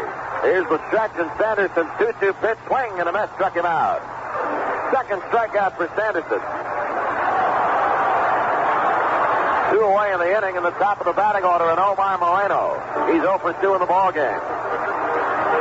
Pirates in front, 3-2. Stargell has accounted for all 3 of the Pirate runs on 2 home runs. Had a 2-run shot in the first, solo home run here in the fourth. Willie now with 460 career home runs. All right, Moreno steps in. Madlock at third. Otts at second. Garner's at first.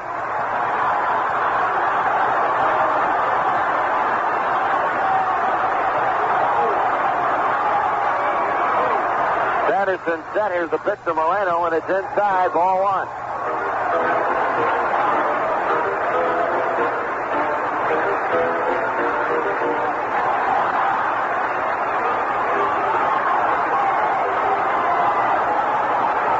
Right-handed ready again. The 1-0 pitch swung on and fouled back.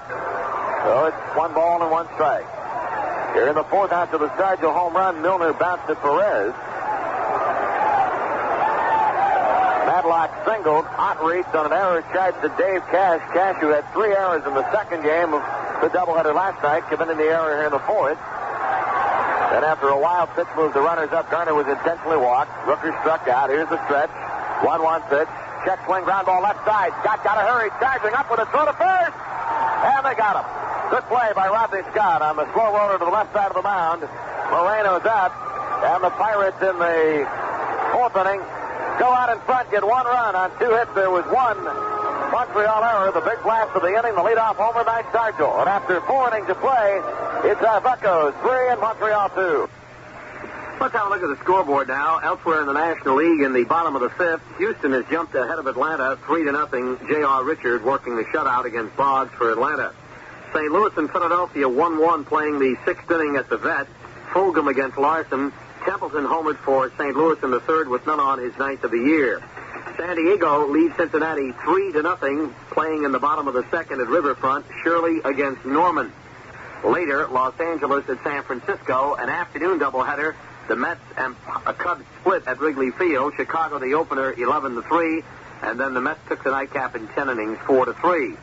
In the American, playing the 6th inning at Fenway Park, the Red Sox lead Toronto 2-0 behind Stanley. Steam pitching for Toronto. Hobson homered in the 4th with none on, his 27th. Detroit and Baltimore are tied 1-1 in the 6th. The Orioles warming up for the upcoming playoffs as the Eastern Division champs. Jack Morris pitching for Detroit. Stone and Stewart working for Baltimore. Well, we've played through 4. Pirates leading 3-2. This is game 3 of the 4-game set with the Expos, top 2 clubs in the Eastern Division. And we'll tell you more about the action from Three River Stadium after we pause for station identification. It's great to have you with us on the Pirates Baseball Network. This is the American Forces Radio and Television Service.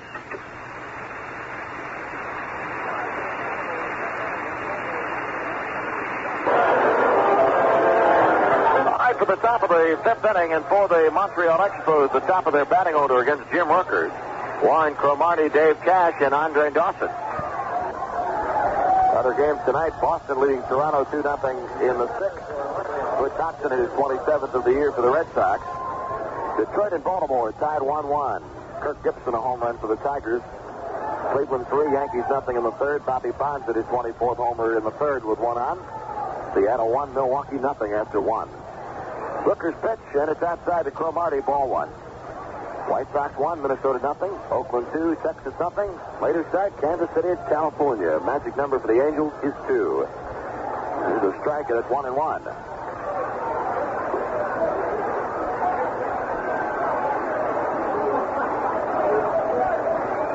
Now Rooker's 1-1 pitch. A bouncer to the right side. Second baseman Garner plays the second hop, flips on to Stargell, and Cromartie is out one away.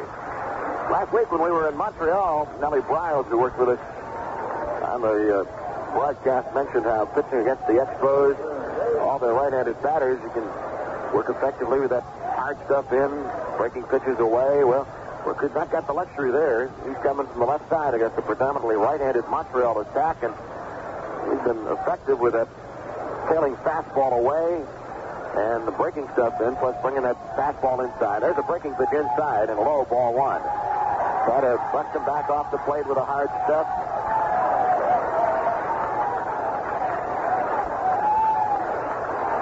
Dave Cash batting.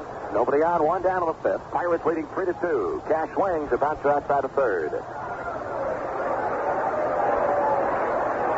Boy, what a great week. Come down to the final week of the 79 season. Two very exciting ball games. A full night of baseball last night. And here we are wrapped up in this one-run ball game with the Expos tonight.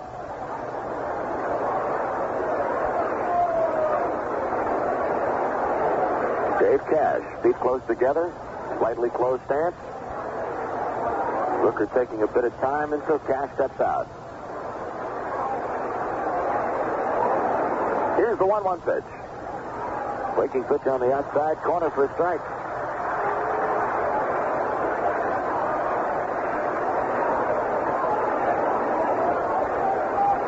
Dawson's on deck. 1-2 pitch, check swing, bouncer, gloved by Rooker at the mound, fires on his charge, only got him 2 away. Ball was just off to the left side of the hill. Rooker had to dive out with his glove hand and made the stop, then flipped on to Stargell. So a fine play by Rooker on the Cash check swing, and 2 away. Brings up Andre Dawson. He's 1 for 2. Dawson had a base hit in the third. Pirates leading 3-2. Stargell has hit 2 home runs for the Bucks in the ball game.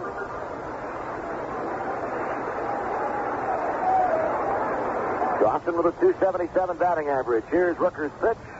Off speed, lined into center field, base hit.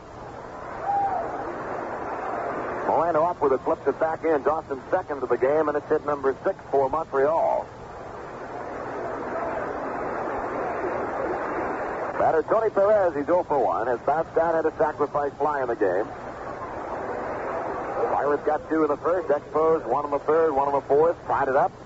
Then in the bottom of the fourth, Stargell's second home run of the day, putting the Bucks back on top 3-2, and that's how we stand now. Rooker with a throw to first base. Dawson back safely.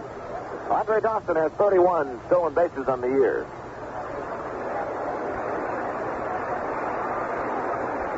Second baseman Garner shading Perez a couple of steps closer to the second base bag.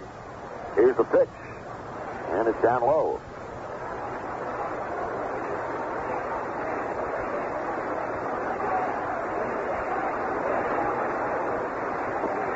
One 1-0 pitch. Fastball outside, 2-0. Montreal Expos this year as a road club are 1 game over 500. They're 39-38. Here's the 2-0 pitch, and that is in for a strike. He ran the fastball on the outside corner. Pirates at home this year playing .587 baseball. 44 of our 94 victories have come at home. 50 victories on the road this year. 2-1 pitch. Outside, out with a throw to first base. Stargell had to scoop the ball out of the dirt. Dawson got back in time. 3-1 on Perez. 2 down, top of the 5th inning. Dawson at first. By the way, we have another home run winner on Steigel's second home run of the day. We'll give that to you in a bit. Here's the stretch now by Rooker. Go to first base, and Dawson back in time.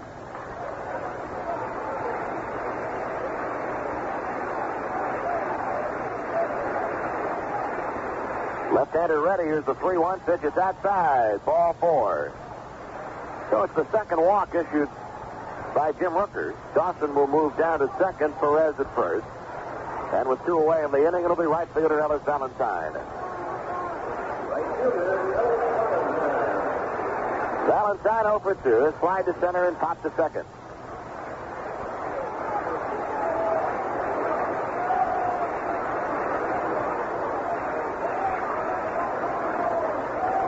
Pirates lead. In the bottom of the 4th, Steigel put us in front. Now the Expos are batting in the top of the 5th. Here's the stretch by Rooker. And the pitch to Valentine. Swung out a fly ball into center. Moreno coming on. The ball is going to drop in. Base hit. Dawson will score. Moreno throw to third, not in time. Perez is in safely at third. The Expos have tied the game at 3-3. Valentine single. Dropping in front of center fielder Moreno, getting Dawson home to tie the ball game up. Andre Dawson scoring from second base, and Valentine picks up his 82nd RBI of the year. Perez moving over to third. So the Expos have tied the game up and doing all of their damage here in the 5th inning after 2 away. Runners at first and third. The batter, third baseman Larry Parrish, struck out in the second. Hit a line shot home run over the wall in the 4th inning.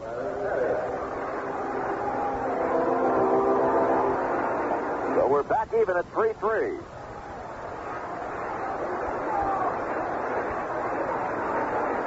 Pirates bullpen now working on Enrique Romo is throwing. Here's the pitch. Swung on, line to center. Moreno in, and Omar is there. He has it. Parrish lines out to center field. Expos in the 5th get 1 run on 2 hits. There was a walk in the inning. After 4.5 innings to play, it's our Pirates 3 and Montreal 3. Completing our look at the American League, Cleveland leads New York 3-1 in the 3rd at Yankee Stadium. Wise against Beatty. Bonds homered for Cleveland, 3rd, 1 on his 24th. And Jim Spencer having a good year for the Yankees. It is 19th in the 3rd with nobody on.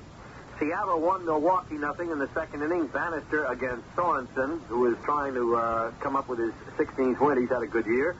Chicago won, Minnesota won at the end of 1. Kravik against Zahn. And Oakland leads Texas 2-0 in the 2nd down in Arlington. Kingman against Medich. And later this evening, Kansas City will be at California. A victory for Kansas City will stave off elimination from the Western Division pennant race. A win for California, and it's all over. They will have their first division crown. And they probably expect a sellout down there at the Big A in Anaheim for that game. Larry Bittner and Tim Blackwell drove in 2 runs apiece to lead Chicago to an 11-3 victory over the Mets in the first game of a doubleheader at Wrigley Field. The Cubs sent up 12 batters in the first inning, and 7 of them scored. Lee Mazzilli hit his 14th homer off starter and winner Lynn McLaughlin, who chalked up his 13th victory and his 6th complete game. However, the Mets came back and earned a split in the nightcap, winning in 10 innings by a score of 4-3. So that's a complete look at what's going on in baseball today and this Tuesday night. Now let's get back to Lanny Fratteri at the Big Three Rivers in Pittsburgh. The ball game now in the bottom of the 5th inning. A couple of notes we want to pass along. This Sunday's Prize Day game against the Cubs, originally scheduled to start at 1:05, has been moved back. Sunday's game will start at 1:35. The gates will open Sunday at 11:30. Sunday's game against the Cubs will start at 1:35, not at 1:05. Foley leads off, swings and fouls at back, strike 1. Foley 1 for 2 in the ball game. He singled and scored a run in the first inning.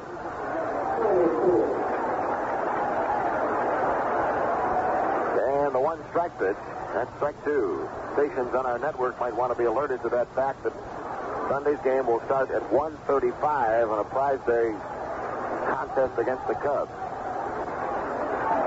Foley leading off the last of the 5th in a 3-3 ball game. Sanderson's fastball is up high.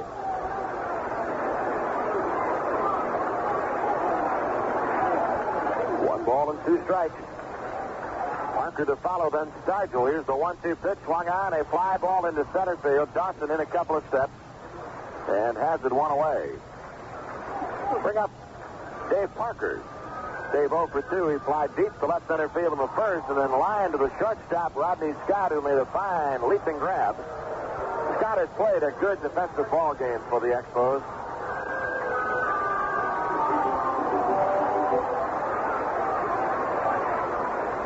Bottom of the fifth. Pirates and Expos are tied 3-3.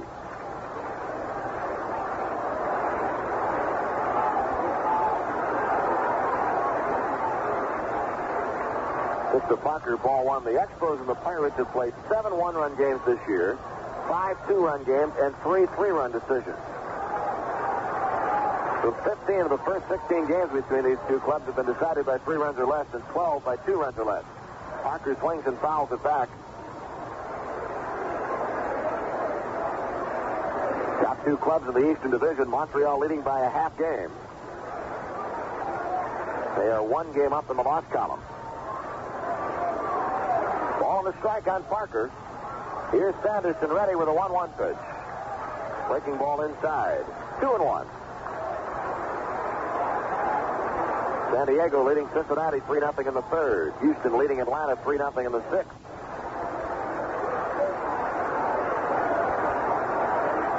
Here's the 2-1 pitch. Parker fouls it off to the left. Things do not look good for the Astros. Billy Burton's ball club 2.5 games back of the Reds. The Astros in Atlanta tonight and tomorrow. Then the Astros are home over the weekend against the Dodgers for 3 games. The Reds hosting San Diego tonight, tomorrow, and Thursday. The Reds will entertain Atlanta at Riverfront over the weekend. 2-2 pitch. Parker swings and taps it outside of first. Pirates 3 runs on 5 hits. Stargell has 2 of our hits, both home runs.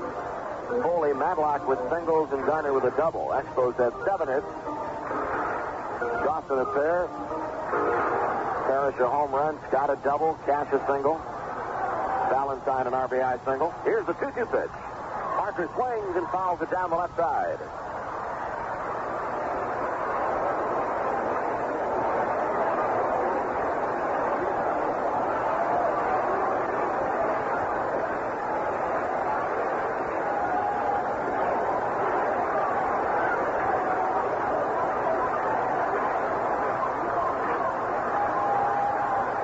Sanderson has the sign from Duffy Dyer.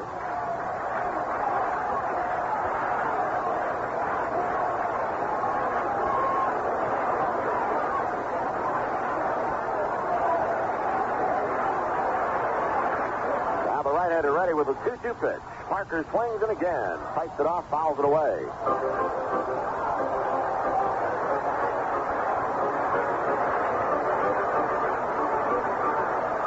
Tony Barterone, Pirate trainer, said the other day as we flew back from Chicago, series with the Expos is like playing 5-card stud.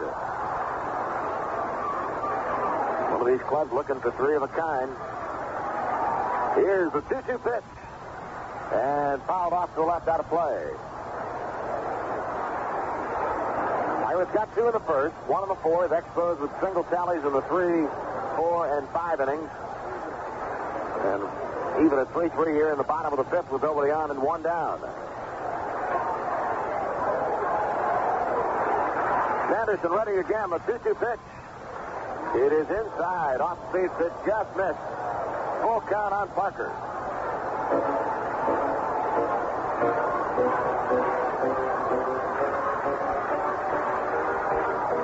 Dave Parker with 7 two-hit games in the last 8 days. Now the payoff pitch. Swing and a miss. Hard stuff and struck him out. First strikeout for Sanderson. And now the big guy.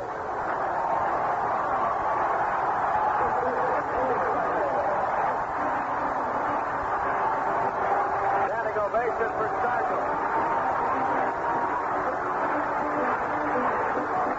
Willie with 2 home runs in the ball game. 30th of the year, came in the first with Foley on. Solo shot in the fourth was his 31st of the year. And the pitch to Stargell is down low, ball 1.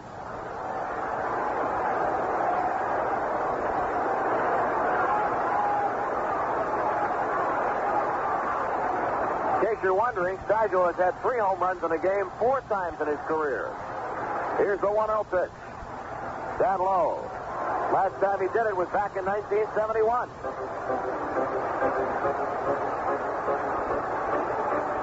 It was a magic year. All right, bottom of the 5th. Pirates and Expos are tied 3-3. Nobody on, 2 down.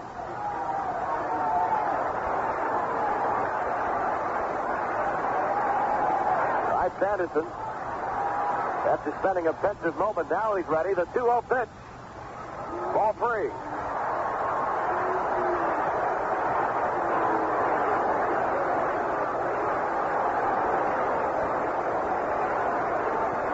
Willie with a courtesy look down at Joe Lynette. Now he's ready. And the 3-0 pitch. Swings and fouls it into the seats on the first base side. Ball pops back to Al Monchek.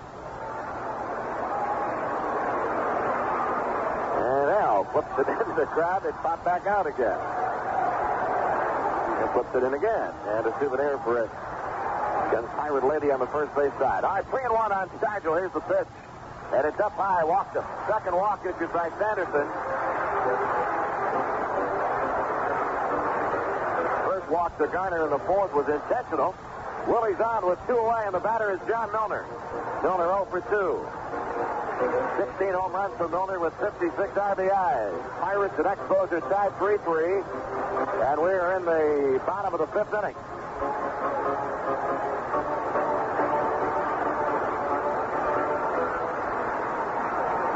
Tony Perez came in and informed Sanderson that he'd be playing behind Stigel.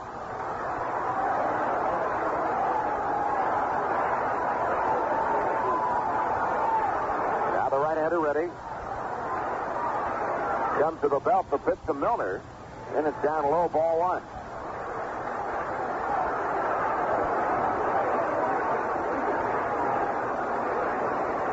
Milner batting the Montreal outfield, pulled around to right. Center fielder Dawson towards right center. Left fielder Cromartie over to the left center gap. Sanderson ready. Here's the 1-0 pitch. And Milner takes outside. Well, behind Stigel 2-0. Walked him on 5 pitches. Now he's behind Milner 2-0. Duffy Dyer jumping out in front of the plate. Trying to make his point with his young right-hander, Scott Sanderson, who recorded his first Major League shutout and first Major League complete game over our ball club almost a year ago today. Here's the 2-0 pitch. That's in for a strike. It was September 24th of 78 that Sanderson pitched very effectively against the Pirates. This year we've beaten him twice in 3 decisions. He's run up against Bert Blyleven 3 times this year. All right, the stretch by Sanderson. And the 2-1 pitch. Milner swings a line shot into left field, base hit. So Marty stumbled a moment. He'll play the ball on 1 hop. Stigel to turn at second base. He'll hold on, and Milner is at first. 2 on for the Bucks with 2 outs in the bottom of the 5th inning, and the batter is Bill Madlock. Madlock 1 for 2. He singled to left field in the 4th inning. And Jim Brewer, the pitching coach, is again on his way to the mound.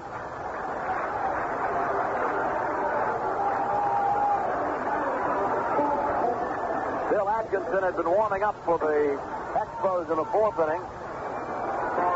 And it appears to be Atkinson again here in the 5th.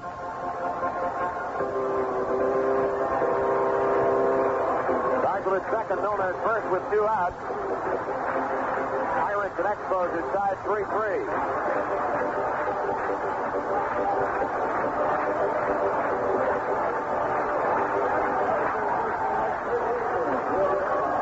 Madlock with a .293 batting average as he steps in, right-handed batter against the right-handed Sanderson. Tall, lanky right-hander ready, check of the runners. Pitch to Madlock is inside with a fastball. It's 1-0.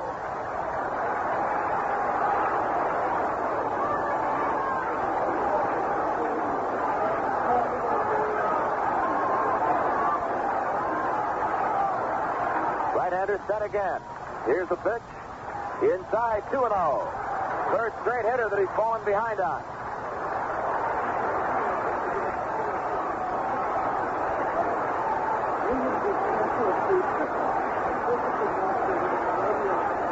2 men on with 2 down. 3-3 ball game, last of the 5th. Here's the 2-0 pitch. And it's up high.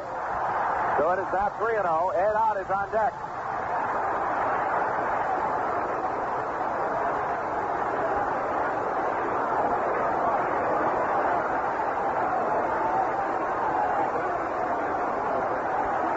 Right-hander ready. Check of the runners. The 3-0 pitch. Madlock takes it. Ball 4, and the bases are loaded. Second walk of the inning. After 2 outs, Stargell walked. Milner singled, and now Madlock walks on 4 pitches. So with the bases loaded with Pirates, Ed Ott the batter.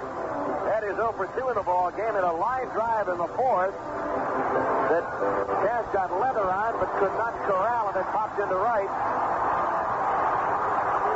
So now the Pirates fans, realizing that Sanderson is struggling here in the 5th inning with control, trying to unnerve the young Montreal right-hander.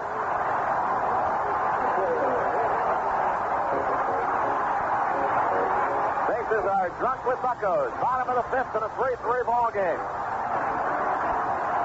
Ott stepping in with a .268 batting average. Sanderson working from the stretch. Now steps off the rubber.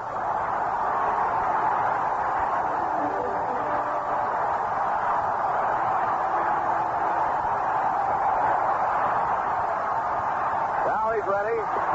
Check of the runners. Pitch to Ott. Swing and a miss.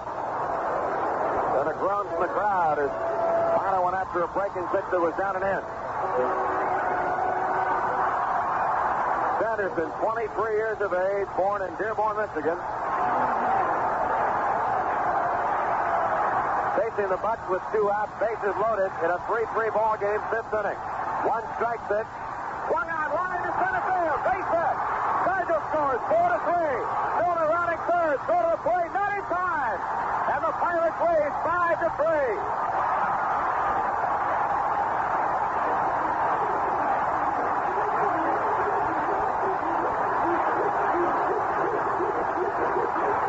Stargell and Milner scoring on the Ed Ott single to center. Pirates are in top by 2 at the 5-3 Bucco lead, and Dick Williams is on his way to the mound. Ed Ott, 0-1 pitch and laced the single into center field. Dawson's throw to the plate. Not in time to get the sliding John Milner. Scott Sanderson is gone. And the right-hander Bill Atkinson coming in from the Montreal bullpen. 4 2/3 innings for Sanderson. And as Atkinson comes on, he'll do so with Madlock at second, Ott at first. Ed Ott with a 2-run single here in the 5th inning. Picking up RBIs 47 and 48.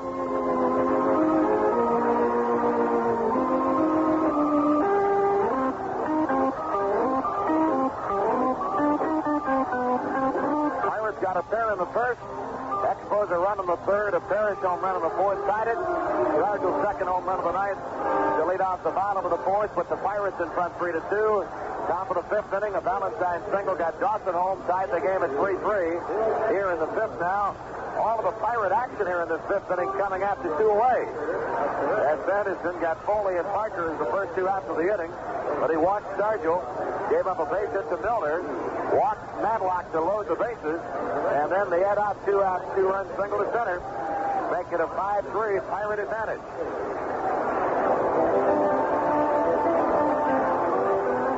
Atkinson making only his 9th appearance of the year for Montreal. 2 wins, no losses, 1 save. His ERA is at 0.69.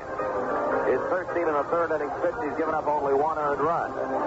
Bill Atkinson.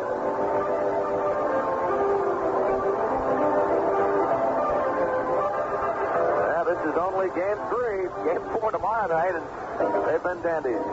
Split the twin bill last night before a house in excess of 49,000.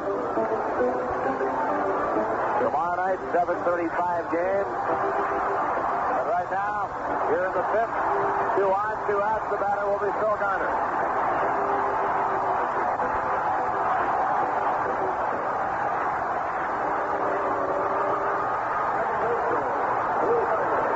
Garner doubled in the second, was walked intentionally in the fourth. Pitcher Jim Rooker's on deck. 5-3, Pirates lead, last of the fifth.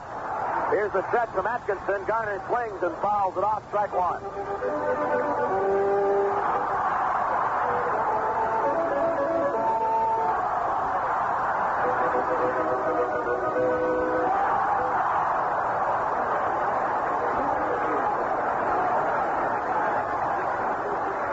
Runners lead away. Matlock at second.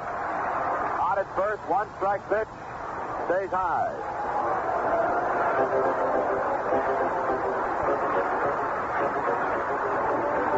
Atkinson is a Canadian product. Came out of Chatham, Ontario, same place that gave the Major League Ferguson Jenkins.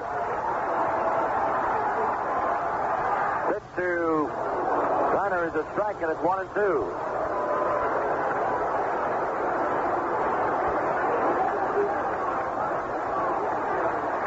Matlock at second, out at first with 2 down. Pirates in front 5-3, last half of the fifth inning. Here's the stretch by Atkinson, the 1-2 pitch, spins it high, and it's 2-2. Boy, Deuce is really wild in this inning. 2 balls, 2 strikes, 2 outs, 2 on, and 2 runs in.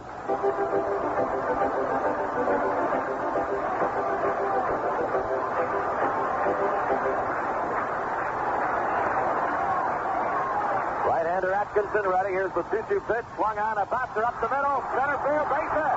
Matlock rounding third. He'll score. Hot heading for third. He's in safely there. Garner to second. Pirates lead 6-3.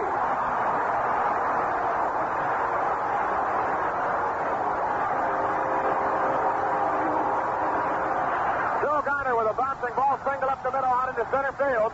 Matlock scoring from second base to make it a 6-3 Pirate ball game. Moving to third, and Garner taking second on the throw. Now the batter is Jim Rooker. Rooker will be the 8th Pirate to bat. Well, much as we did in the middle inning of last night's second game, the Pirates have exploded here in the bottom of the fifth of tonight's ball game. Pirates leading 6-3. Rooker stepping in 0 for 2.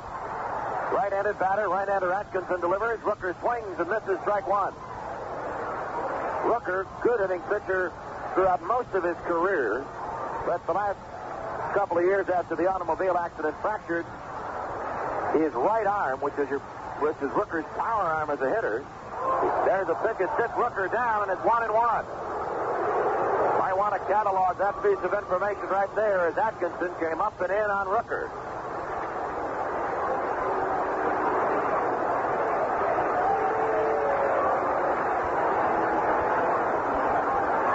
Third, Garner at second, 2 away, bottom of the fifth.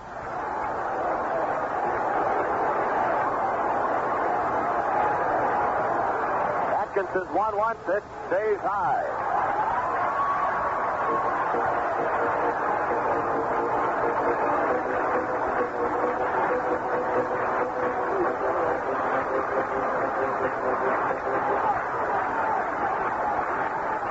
Right-hander ready again, check of the runners, 2-1 pitch.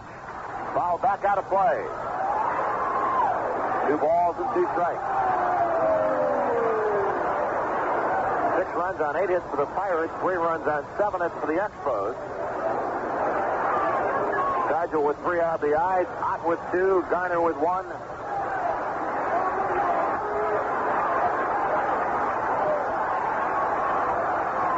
Atkinson working for the stretch with runners at second and third. Here's the 2-2 pitch. Down low. Good block of it by Duffy Dyer.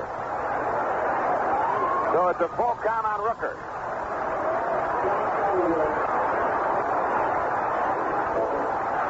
Atkinson has taken it to the limit on Jim Rooker. Omar Moreno is on deck.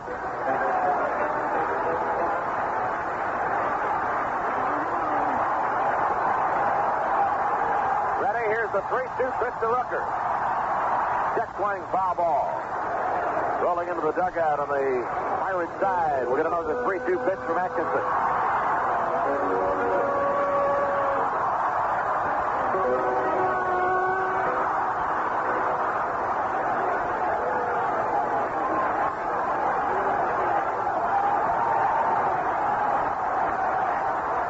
Montreal bullpen working. Here's the stretch, the 3-2 pitch. Swing and a bouncer to third baseman Parrish. Fires across to Perez. Ball in the dirt, but Perez digs it out. Pirates retired in the 5th inning, but the Bucks get 3 runs. On 3 hits, took advantage of 2 walks in the inning after 5 complete. It's our Pirates 6 and Montreal 3. Well, moving away from baseball for a moment, we will update 2 games for you, the important ones in the National League. Houston leads Atlanta 5-0 in the 7th, and it's still San Diego 3, Cincinnati 0 in the 5th inning at Riverfront. Southern California, Alabama, Oakland, and Texas continue to dominate the ratings in the latest AP college football poll. Southern Cal, a big winner over Minnesota last weekend, got 51 first-place votes and all but 14 of the possible 1,300 points from a nationwide panel of sports writers and broadcasters. Second-ranked Alabama, which routed Baylor, received 13 first-place nods. Oklahoma is still third following a drubbing of Tulsa, while number 4 Texas received the remaining first-place votes after its season-opening victory against Iowa State. The top 4 teams have been the same since the preseason poll. Missouri moved from 9th to 5th after trouncing Mississippi, and Nebraska advanced from 7th to 6th after downing Iowa. Michigan State defeated Miami of Ohio by the same 24-21 score as did Nebraska over Iowa, and rose from 8th to 7th. Houston, which had the week off, moved up from 10th to 8th.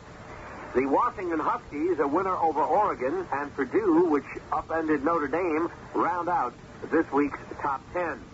The Huskies were 12th a week ago, while Purdue downed Notre Dame to move up from 17th to 10th. The Fighting Irish fell out of the top 10 from 5th place to number 15. Penn State was the week's other big loser. The Nittany Lions bowed to previously winless Texas A&M, and the men of Joe Paterno slipped all the way from 6th down to 17th place. And they've got a tough assignment trying to bounce back this weekend. They've got to play out in Cornhusker country against the big thrashing machine at Nebraska. Ball game now at the top of the 6th inning, and the Pirates leading 6-3. Other games tonight, Houston leading Atlanta 5-0 in the 7th. San Diego in front of Cincinnati 3-0 in the 5th. Rodney Scott will lead off the 6th inning for the Expos. Scott 1 for 2. He doubled in the 2nd, flied to right on the 4th. Followed by Dyer, and then Atkinson due up. Here's Rooker's pitch, and that's in for a strike. Enrique Romo is warming up in the Pirate bullpen. Ross Grimsley is throwing in the Expo bullpen down the right side. Here's the 1-strike pitch. Down low, 1-1. Expos playing tonight without Gary Carter. Injured his right thumb in a play at the plate as he tried to make a tag on Alberto Lois on a sacrifice fly. Bent the thumb back, and boy, that was really puffed up in black and blue. Swung on, line shot into center base, hit for Scott. Leadoff single here in the 6th inning. Hit number 8 for the Expos. It'll bring up Duffy Dyer. 6-3, Pirates leading as Montreal bats in the top of the 6th. Dyer's 0 for 1, has walked and grounded out.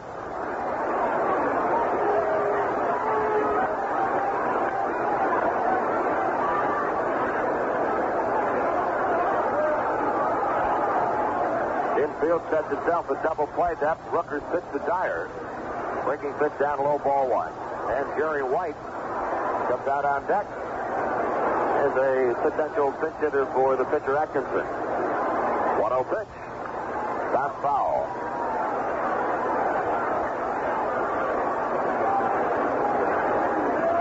Franklin Regional High School Band performed the music before the ball game. And it's been another explosive ball game between the Bucks and the Expos. Pirates in front 6-3. Top of the sixth inning, runner going. 1-1 pitch is strike two. Throw to second base is high. And Scott is in with his 37th stolen base of the year. Scott was running, trying to keep the Expos out of a double play situation. And Scott is in safely with a stolen base. He's down at second now with nobody out on the count. 1 ball and 2 strikes on Duffy Dyer.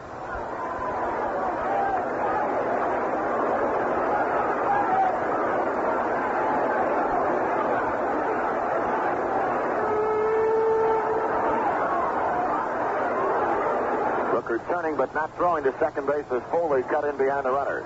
Home runs in the game. Stagels hit 2. 30 and 31 on the year. Larry Parrish 1 for the Expos, his 30th of the year. Stretched by Rooker. And the 1-2 pitch to Dyer is just inside. Thought for a minute that Frank Foley might go up with the right hand, but nope. Going to be a ball, and it's 2-2. Frank Foley behind the plate. Base umpires Eric Gregg, Doug Harvey, and Andy Olson.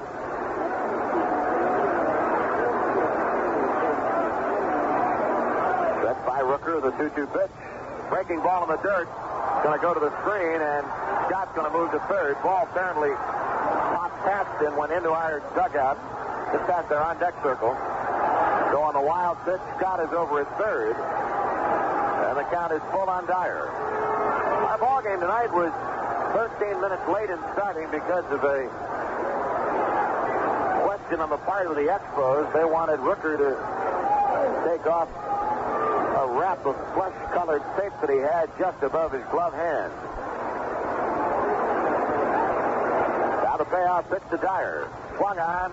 Line shot into left field, base hit. Foley tried to dive and head it off, but it got by him. So Dyer's single scores Rodney Scott, and it's now a 6-4 ball game.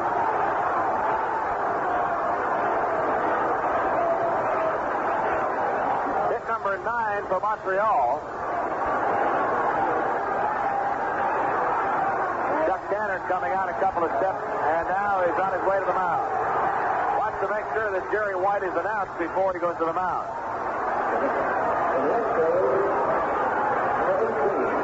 Jerry White is a switch hitter, being announced as the pitch hitter for Bill Atkinson. White has been announced. Rooker on his way to the dugout now as Chuck Tanner has gone and relieved, and Jim Rooker has pitched very well through 5 innings, running into a little trouble here in the 6th. But Rooker has given Chuck Tanner what he needed. That was 5 strong innings from his starting pitcher. Pirates with a 3-run lead, and now Chuck will go to the bullpen and call on Enrique Romo.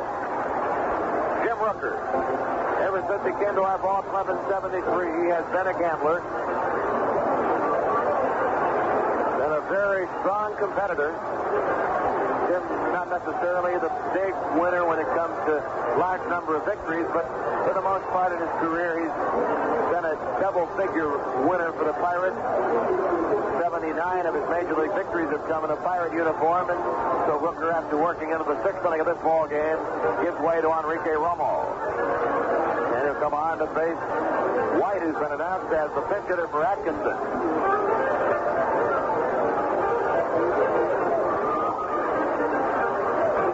Will make his 82nd appearance of the year. 10 wins, 5 losses, 4 saves. ERA at 2.98. Enrique pitched 1 perfect inning of relief in last night's second game. So he comes on here in the top of the 6th inning, gives us a chance to remind you that with tomorrow's game against Montreal, the makeup game against the Cardinals, and the weekend set with the Chicago Cubs, all here at Three River Stadium.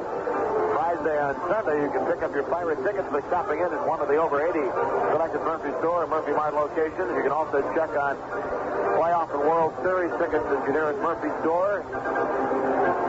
You might be saying to yourself, where would my nearest Murphy Store be? Well, if you're in Erie, there are 2 in Erie, Pennsylvania, one downtown, plus the Murphy location in the plaza. To Fairmont, West Virginia, there's a Murphy Mart there. There's a Murphy location in Franklin. And there are 2 Murphy locations in Greensburg. Well, while we have a timeout on the mound, let's have a look at the scores. The two important games, it's still Houston 5, Atlanta nothing. They're now in the 8th inning. J.R. Richards spinning the shutout, and San Diego leads Cincinnati. It is still 3-0 in the bottom of the 4th inning. Shirley pitching for San Diego. Freddie Norman started for Cincinnati. Manny Sarmiento came on and took over in the 4th inning. So if those leads hold up, it means that Houston will pick up one game on Cincinnati and cut their lead to a game and a half. Later tonight, out at the Big A in California, Kansas City and California get together in another big ball game. P.K. Romo. Dyer at first base, nobody out. Pirates are leading 6-4. The Expos have scored single runs in the 3rd, 4th, 5th, and 6th innings. Pirates got 2 in the 1st, 1 in the 4th, 3 in the 5th. Now the stretch by Romo. And the pitch to White is down low, ball 1. Jerry White hitting .299 in the year. The Expos got White and Scott in the same deal from Chicago, and it would turn out to be a big trade for the Montreal Expos. They gave up Sam Mejia. We talk about one-sided trades. The trade was consummated December of '78. Here's the 1-0 pitch. Popped up, back into the seats, out of play. 1-1.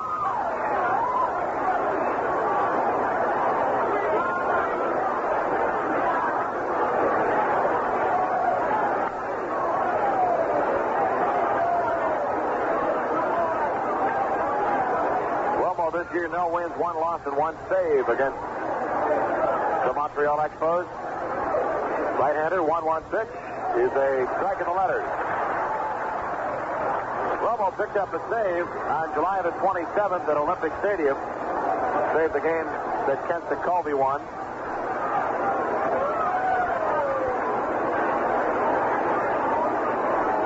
Pirates won that ball game 5-4. Infield set it, double play, depth. Dyer at first base, Sargent holding him on. Here's the 1-2 pitch. Swung on, a fly ball into right center field. Omar Moreno drifting over. Pirates center fielder has it in the gap. White is out. And 1 away in the Montreal 6th inning. Bring up Warren Cromartie.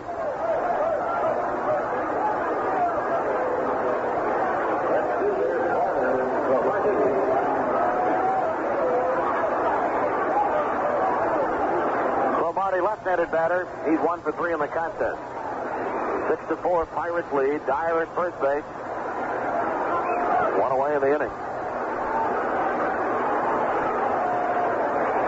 Expos last year struggled to find the right combination for their batting order. They use a number of people in the top spot of their batting order. Here's the pitch. It's outside corner for a strike. Last year they experimented with Dawson and Cromartie and Cash at the top of their order. This year, for the most part, it's been Cromartie at the top of their batting order, as it's been Omar Moreno at the top of our lineup card. Here's the stretch now by Romo. Stepped off the rubber and looked over at first base, Duffy Dyer. Not a very big lead.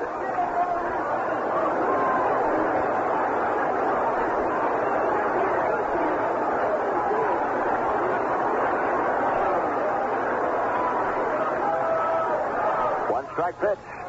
Swing and a miss. Ran the screwball outside and took something off of it. It was out in front of Cromartie. No balls and 2 strikes.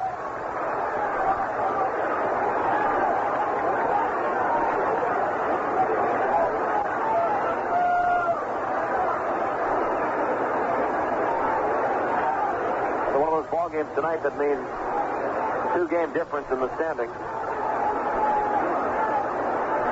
The top 2 clubs in the East meet head on at Three Rivers. Pitch swung on, a bouncer through the right side. Duffy Dyer will stop at second. Cromartie's at first. So they've got 2 on with 1 away. It's hit number 3 in the inning for the Expos in their 10th hit of the ball game. They've got 2 on with 1 away, and the batter, second baseman Dave Cash. 6-4, Pirates lead. Sargent's 2-run homer in the first inning put us on the board first. Expos got a run in the 3rd, then a Ferris home run in the 4th, tied it up at 2-2. Sargent's leadoff homer in the bottom of the 4th, his second of the game, put us in front 3-2. The Expos tied it in the 5th, Pirates got 3 in the bottom of the 5th to take a lead of 6-3, and the Expos have gotten 1 so far here in the 6th inning.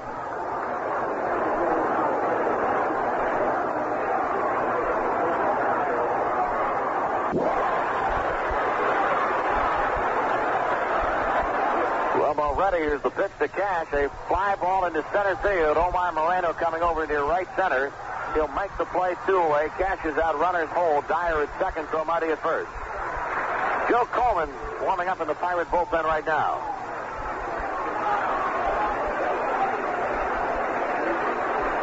Batter is Andre Dawson. Dawson 2 for 3 in the ball game. All of the position players in the Montreal starting lineup, with the exception of Perez, have had at least 1 hit in the game. Dawson 2, he singled him a 3rd and singled him a 5th. Batting .278 on the year.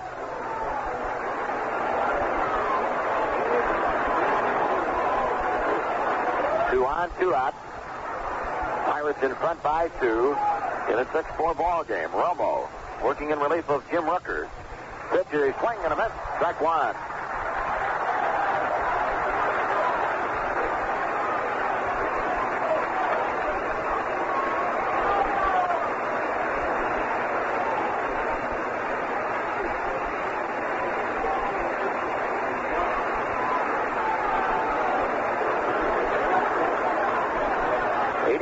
Game of the year for Romo.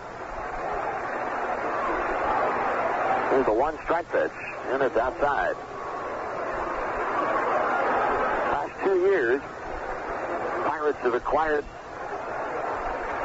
people for their bullpen from the Seattle Mariners. Grant Jackson the year before came over in the Craig Reynolds, Jimmy Sexton deal.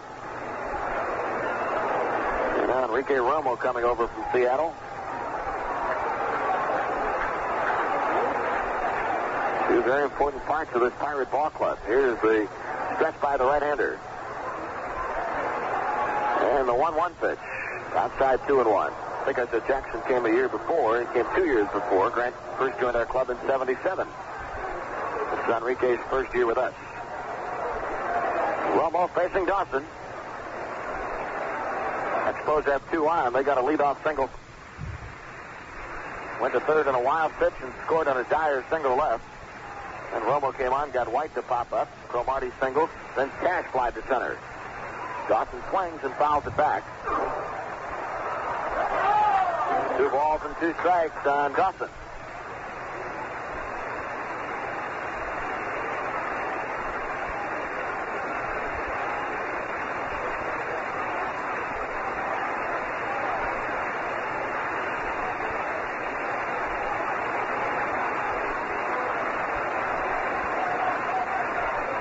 Top of the 6th inning. Game 3 of this series, the 2-2 pitch swung on, fouled back out of play. 17th meeting with the Expos. Pirates have won 9, Montreal have won 7.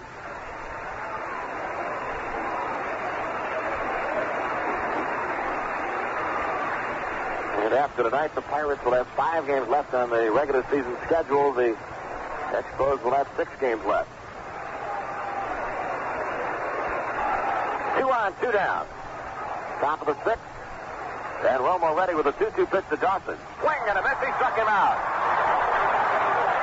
Romo comes on and closes down the Montreal Expos. They settle for 1 run on 3 hits. After 5.5, Pirates 6, Montreal 4. Well, the 1984 Summer Olympics in Los Angeles have caused the most expensive bidding war in television history, it seems. The Associated Press has learned that ABC Television has won the right to televise the games, but that right didn't come cheaply. The games reportedly will cost the network $200 million. However, the head of the Los Angeles Olympic Organizing Committee denies that the rights have been awarded to ABC or anyone. Peter Uroff said such a move would require approval by the International Olympic Committee, and as far as he knows, that has not yet come forth. The NHL's Quebec Nordiques have signed the ace left winger Marc Tardif to a 5-year contract. Now, Tardif had held out for a week after demanding that the 10-year pact he signed in 1975 be renegotiated. In tennis, fifth-seeded Gene Mayer won his first-round match in the tournament in San Francisco on Monday night. Top seed Jose Higueras and second-rated Jose Luis Clerc were both first-round winners at the Grand Prix in Madrid, Spain. And both Martina Navratilova and Chris Everett Lloyd won their opening round matches at the $100,000 Atlanta, Georgia tennis tournament on Monday night. Well, our ball game moving along now, and it's still anybody's game up for grabs. It's still Houston 5, Atlanta nothing in the 8th, and it's San Diego 3, Cincinnati nothing. They're playing in the 6th inning at Riverfront Stadium. J.R. Richard has a shutout for Houston through the first 7 innings down in Atlanta. Making the appearance here in the 6th inning, and for Grimsley, it will be his 32nd appearance of the year. 5th out of the Montreal bullpen. 10 wins, 9 losses, no saves, and Grimsley's ERA at 5.25. Grimsley was the winning pitcher in the second game of last night's doubleheader. And on the year, he is 2-0 against the Bucks. Facing the top of the Pirate batting order, Pittsburgh leading 6-4. Omar Moreno steps in. He is 0 for 3. Twice, he's been retired on fine plays by the shortstop, Rodney Scott. Grimsley's first pitch floats inside, ball 1. Grimsley doesn't throw hard. Comes at you with a lot of junk.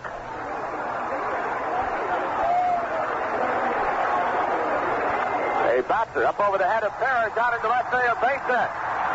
Omar going to the opposite side and bounced it on the carpet right up over the head of Larry Parrish.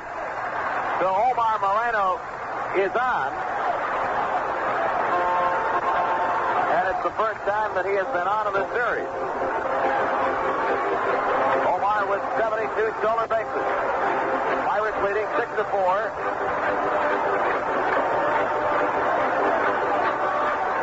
He steps in. He's 1 for 3. Jim with a .279 batting average.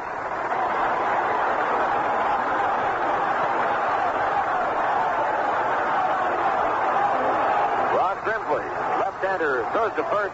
Moreno back safely. Sanderson started. He gave up 6 runs in 4 2/3 innings. Atkinson worked the third of an inning. Now it's Grimsley. Go to first. Omar dives back.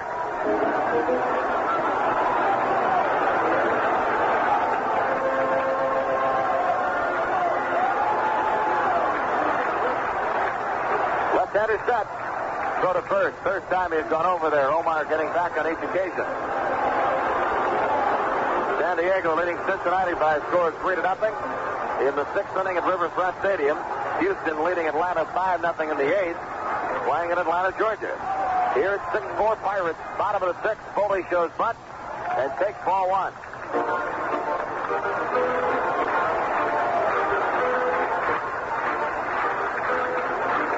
Checks in with third base coach Joe Lamet.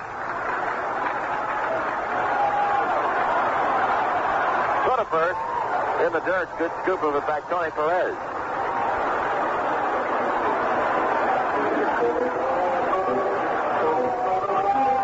For the top spot of the National League Eastern Division. The difference after tonight is either going to be the Pirates up by a half game or Montreal leading by a game and a half. So there's your 2-game difference right there. Pirates in front, 5 fair. Stretch. Grimsley delivers. Foley swings and bats it outside of first. It's 1-1. So Tim showed front on the first pitch. Hits a full swipe on pitch number 2.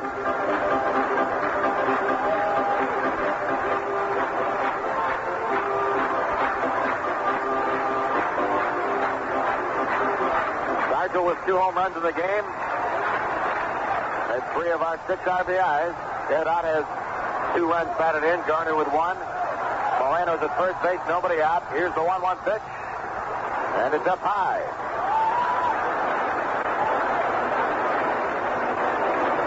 Duffy Dyer back at the plate for Montreal. Dyer not with standing a good defensive catcher, but not the possessor of as strong an arm as, say, Gary Carter. Grimsley with a throw to first base. Omar back safely.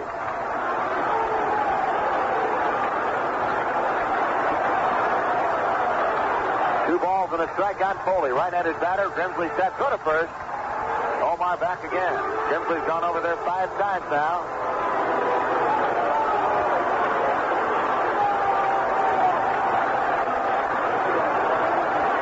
6 runs, 9 hits to the Pirates, 4 runs, 10 hits to the Expos. Pitch to the plate. Quick pitch him. Got up the middle. Base hit into center field. Moreno will stop at second. Foley's on at first. Grimsley quick pitching. Foley lays the shot back through the box. Rodney Scott tried to hold it in up behind the second base bag, but the ball quickly out into center field. Pirates have 2 on and nobody out. Bottom of the 6th inning.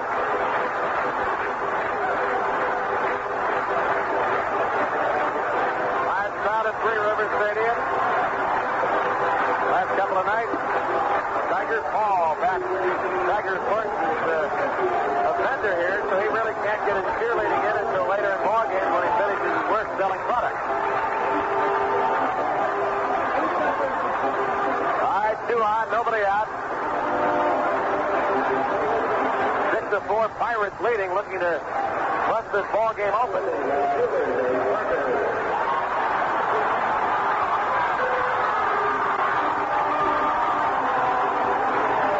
Barker's 0 for 3, batting .298 on the year.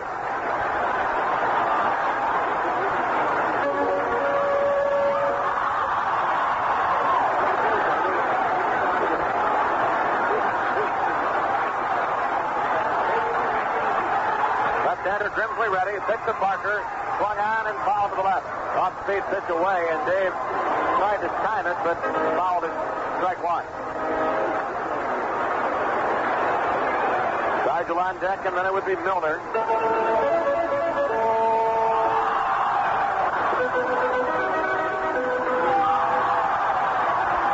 Moreno and Foley with back-to-back singles here in the bottom of the 6th inning. They're aboard with nobody out.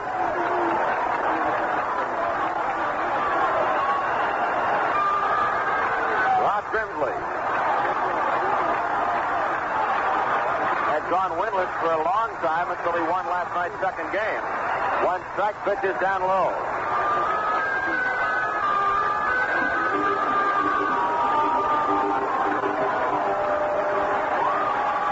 Byron Ferris got the Jolly Roger flying now.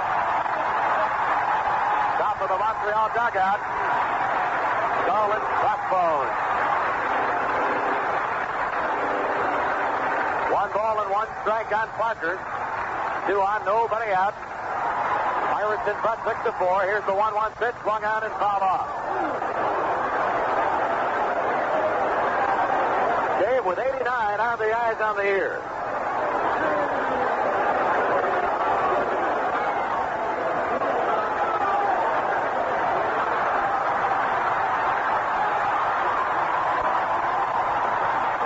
Grimsley came on here in the 6th inning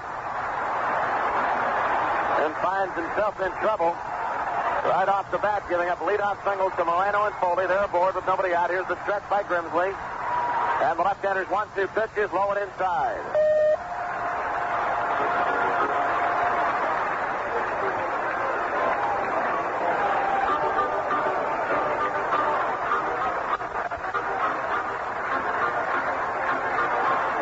Montreal bullpen continues to work, of course, with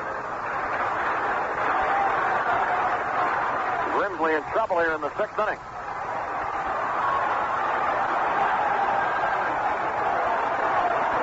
And now, apparently, they're going to tell the Parrot to get down off the dugout. The Parrot moving around pretty good, and apparently crew chief Doug Harvey, who's the second base umpire, is going to tell the Parrot to get down off the top of the Montreal dugout.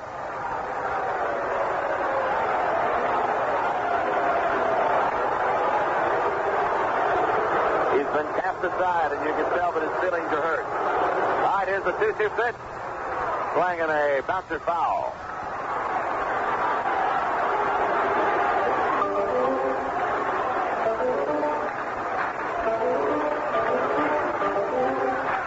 Last half of the 6th inning.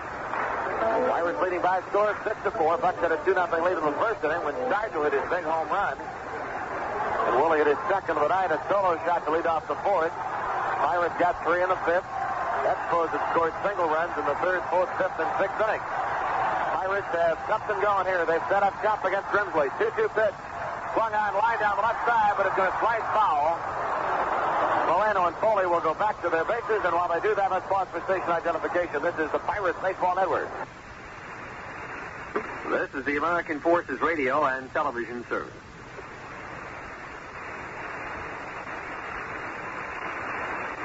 All right, Moreno back at second, Foley at first.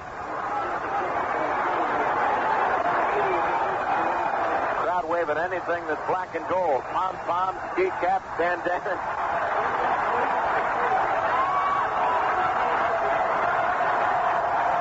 Grimsley really taking a lot of time here with 2 on and nobody out. 2-2 pitch off speed. Line to right, base hit. Moreno rounding third.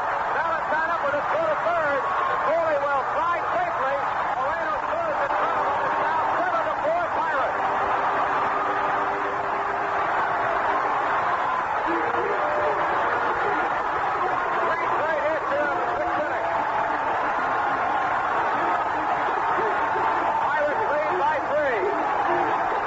Driving in Moreno on a changeup. Jay took his time and patiently drilled the ball into right. 90 RBIs for Parker on the year. Runners at first and third, and still nobody out. Jim Brewer, the pitching coach of the Expos, is up the mound.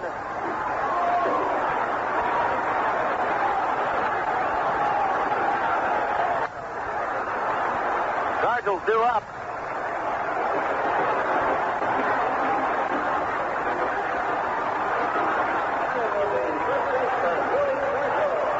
Cardinal, 2 home runs, 3 RBIs, has scored 3 runs.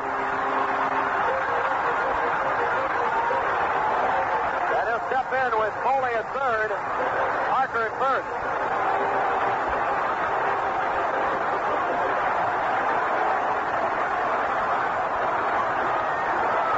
Batting .290 in the year with 31 home runs. Their infield is up. They are not playing at double play depth. Pitch is swung on a foul ball. It's caught Stargell. The batter's back, strike one. The fact that there are no outs in the inning, they cannot afford to go for the double play and concede the run that Foley would cross with. So they're playing in with Foley at third and Stargell at first. Came out to see if Willie was all right as he took that foul ball off the body.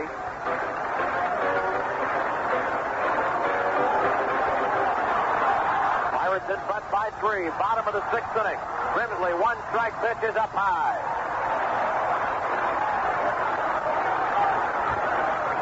Shaggy-haired left-hander of the Expos came over from Baltimore. Of course, early in his career, very effective pitcher for the Cincinnati Reds.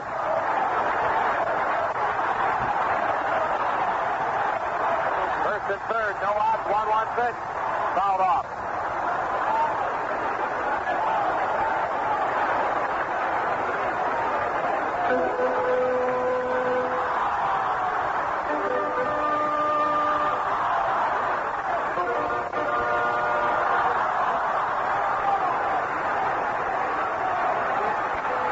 One ball and 2 strikes on Stargell. 3 straight hits here in the inning. First and third, pitch, swing, and a miss struck him out. First strikeout, Stargell still gets a fine ovation from the crowd.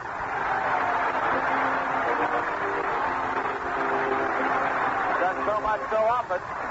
Stargell strikes out 1 away, and the batter, John Milner, he's 1 for 3. Milner had a base hit in the 5th inning and scored our 5th run. Batting here with Foley at third, Parker at first. 1 away in the inning. Pirates leading 7-4. Here's a stretch in the pitch to Milner, and that's in for a strike.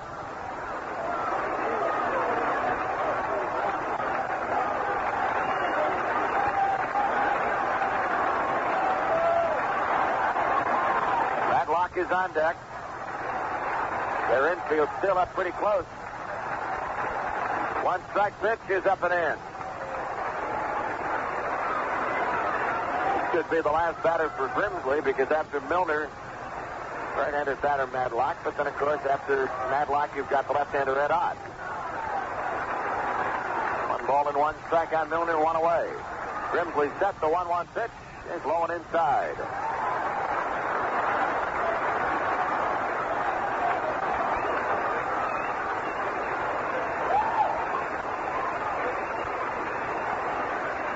Right-hander in the Montreal bullpen appears to be Dale Murray. Also down there is left-hander Bill Lee warming up.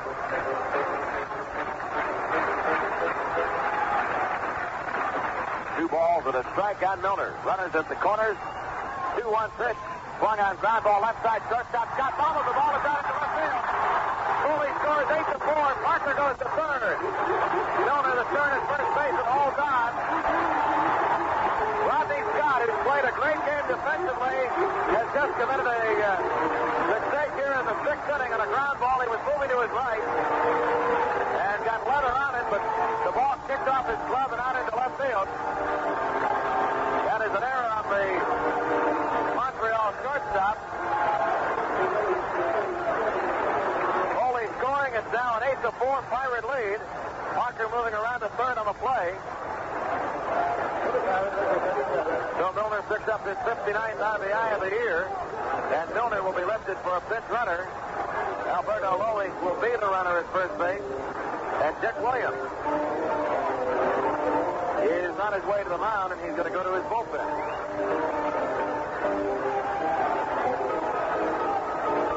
Pirates have scored a pair already here in the 6th, leading 8-4. Still only 1 out of the inning. So Grimsley leaves after pitching to 5 batters. Starts with a couple of runs already. And looks like the right-hander Dale Murray is going to come on in the last half of the 6th. As he does, we can bring you up to date on the final score from Philadelphia. The Cardinals beat the Phillies 4-1 tonight. John Fulgham won his 10th. Dan Larson, the loser. Templeton a home run for the Cardinals. Don't know that ball game. Pete Rose extended his hitting streak to 23 games. But in a losing cause as the Cardinals beat the Phillies by a score of 4-1.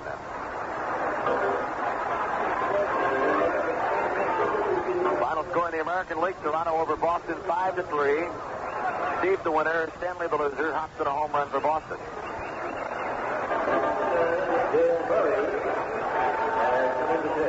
5-0. Houston leads Atlanta going to the 9th inning in Atlanta. San Diego in front of Cincinnati 3-0 after 6 innings of play at Riverfront Stadium. Here it is 8-4 Pirates. Bucks are still batting in the last half of the 6th inning, and Dale Murray is the 4th Montreal pitcher of the night. Murray, 5 wins, 10 losses on the year. Came over to the Expos. Deal from New York. ERA is 4.62. And 5 saves on the year.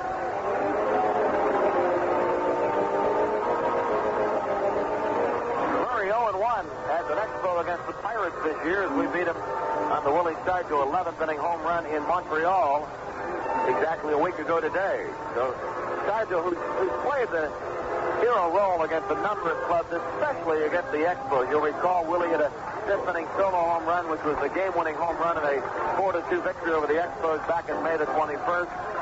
Stargell, 11th inning home run to beat the Expos a week ago. Stargell did 2 home runs in this game tonight. 8-4 Pirates leading, 1 out. Parker at third, Lois at first. Madlock the batter, and Bill takes up high ball 1.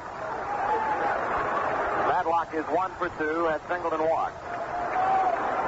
So with 8 RBIs in the game, Stargell has 3, Ott with 2, and 1 each for Garner, Parker, and Milner. 1-0 pitch is inside. 2 balls, no strikes. The error on Scott here in the 6th inning is the second Montreal error of the game and their 8th error of the series. Go to first base. Loewy's back safely.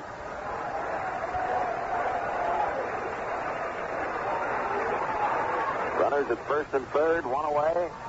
Murray, right-handed pitcher against the right-hander Madlock. Throw to first. Lois is back. Alberto has been in 10 games now. He has scored 5 runs, being used exclusively as a pinch runner. Pitch swung on, a bounce up the third baseline. It is a foul ball. Parrish grabbed the ball just outside the third base line in the sliding pitch, so it's 2 balls and a strike on Medlock. Last half of the 6th inning, Pirates leading 8-4 as the Bucks getting 2 in the first inning, 1 in the 4th, 3 in the 5th, and 2 in the 6th.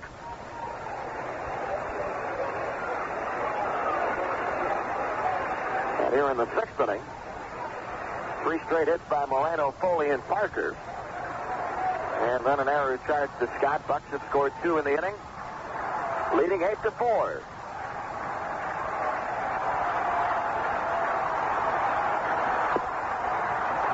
Right-hander set, go to first. Alberto Lois is back safely.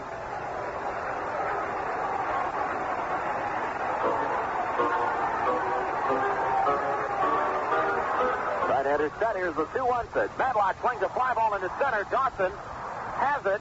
Parker tagging from third. The throw to the plate is not in time. It's a high throw. Dyer pulls it down. Parker scores. Pirates lead 9-4. Madlock sacrifice fly to center field. Getting Parker home from third. And now it's leading by 5 in a 9-4 ball game. Ed Ott will be the batter.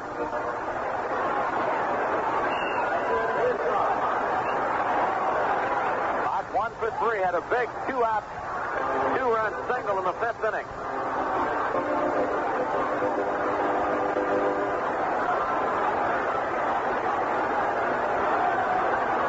Position players in the Pirates starting lineup have been on the hit parade. So to first base, Lois back safely. Bucks have 11 hits.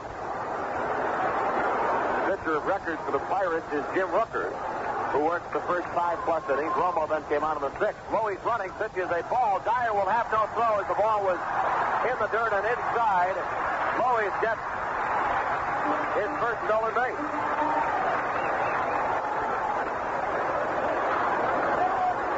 He's in scoring position for Ed Ott with a count of 1 ball and no strike.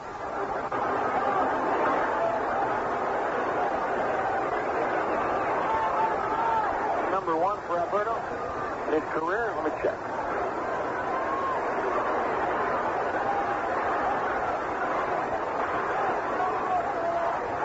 Yes, first major league stolen base for Alberto Lois. He's at second base. 2 outs. Pirates have scored 3 here in the 6th. And the pitch to Ed Ott is outside 2-0. 7 of our 9 runs in the middle 3 innings of this ball game. Eyes the stretch by Dale Murray. Check of the runner, the 2-0 pitch. Ott swings and bounces it foul, first base side. Pirates and Expos again tomorrow night at a 7:35 game. There are good reserved and general admission tickets available for tomorrow night's game.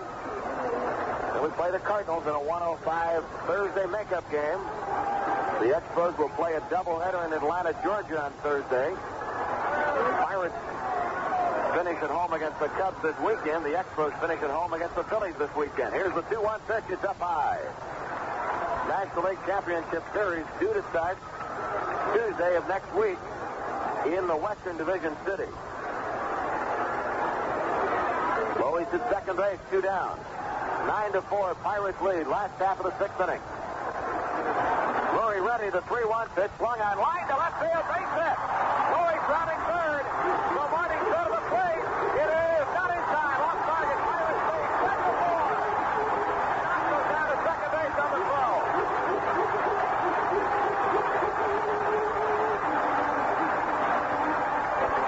Ed Ott drives in his 3rd run of the night. Single to left field. Lois scores the run. It's now 10-4 Pittsburgh.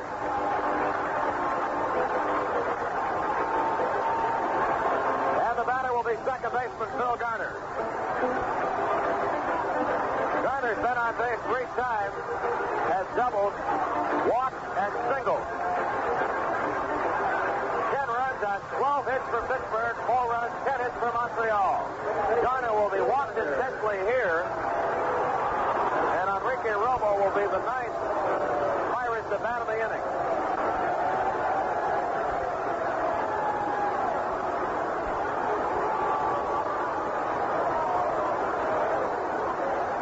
Two balls on Garner. On his second base. There's ball 3.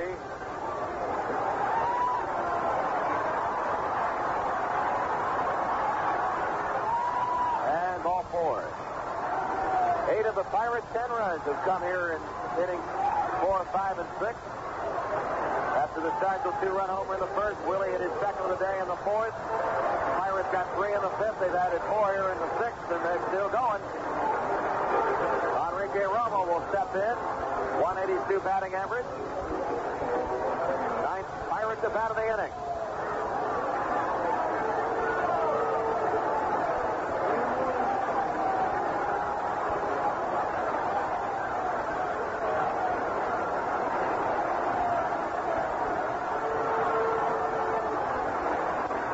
And the pitch to Romo is in for a strike.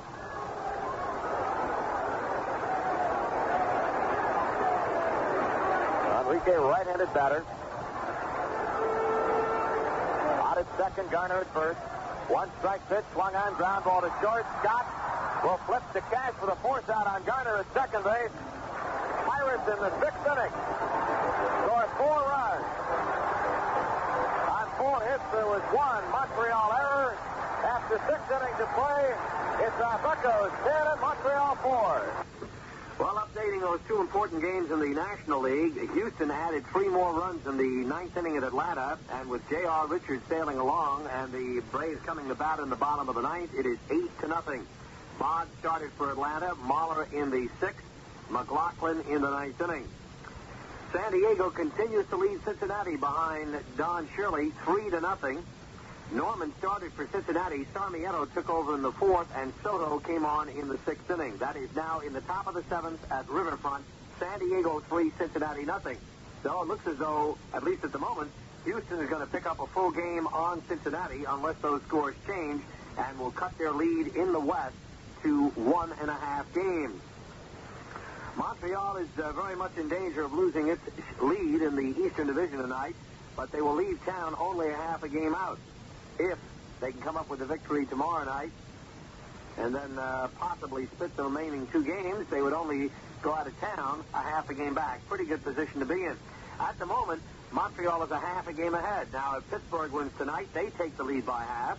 If Montreal wins tomorrow night, it's back to a half for them. Or if they lose, it'll drop to a game and a half. Of course, they have 1 more game tomorrow night, and that's a big one. It's another turnaround evening. For Pittsburgh, if the Pirates should win tonight and tomorrow night and open up a game and a half lead, it's going to be mighty tough for Montreal, even though they are at home in their final games against the Philadelphia Phillies. Well, our ball game now moving along to the top of the 7th. Montreal has been in this situation a lot of times this year. It has come back strong. Let's see what happens. So Enrique Romo, who came on in the 6th inning, is getting ready to work the 7th. Home runs in the game started with 2. His 30th of the year in the first, his 31st of the season in the 4th, and Larry Parrish, a home run for Montreal. His 30th of the year came in the 4th inning. So with a 6-run lead going to the 7th, Perez going to step in, and Milo ready to tell you about it. And Enrique Romo has finished the warm-up tosses, and Tony Perez is headed toward the plate. Tony has driven in 1 run for Montreal tonight. Did it with a sacrifice fly back in the 3rd inning. He got Cash home with their first run. We've had an interesting game here. It wasn't until this last inning now that the Bucs were able to put the big gap up there. It was 2-0, 2-1, tied at 2, 3-2, tied at 3, then 6-3, 6-4, and now 10-4. So they have scored 8 runs in the last 3 innings, and Tony Perez is waiting now for Romo. Valentine's on deck, then it'll be Larry Parrish, 7th inning. Here's the pitch. In for a strike, right on the belt buckle, and it's 0-1. Rooker worked into the 6th. Worked 5+, but the first 2 batters in the 6th got base hits. All 4 of their runs were scored off Rooker. Romo's 0-1 foul down the right side. Chock it up, hit it off the end of the bat. Out in front of the big slugger, Tony Perez, with 2 strikes. last night who saw that second game disappear, they really need to hang on here. There's no doubt about that, because tomorrow night we wrap it up with Montreal for the season. They'll have 2 on the road at Atlanta, 3 at home with the Phillies. Low outside, 1 ball, 2 strikes. The St. Louis Cardinals will stop off here. On their way home, they'll be here Thursday afternoon for a 1:05 game. Then the Cubs come in for the weekend. 1 ball, 2 strikes. Romo with a sign from Ed Ott. Pitch on the way. Swing and a foul back. Holding at 1-2. Pirates about hit them 12-10. They've got the 10-4 advantage in the run column. 2 hours both belong to the Montreal Expos. 1 on Cash, 1 on Scott. Romo reached the sign again. He's got a variety of pitches, a lot of screwballs, and a lot of different speeds. There's one, swing and a miss, and he struck him out. Second strikeout for Rique. Puts up a K, and it is the 4th strikeout of the game against Montreal. Here's Ellis Valentine, flied to center in the second, popped up to second in the third, had an RBI single in the 5th. They've gotten 2 hits out of Cromartie and Dawson, a pair from Scott. Bucks have gotten 2 hits out of Foley, 2 from Stargell, both out of the park. 2 hits from Ed Ott tonight, 2 more from Garner. Valentine lines one to center, almost took Rique's cap with it. Base hit for Valentine, his second in a row. That is hit number 2 off Romo in relief, hit number 11 in the game for the visiting Expos. And it will bring up Larry Parrish, who homered in the 4th inning. It was his 30th of the year. We've got 38,500 in here tonight. So the Bucks are right up, nuzzling to that 1,300,000 mark. Got a real bona fide shot at $1.4 million.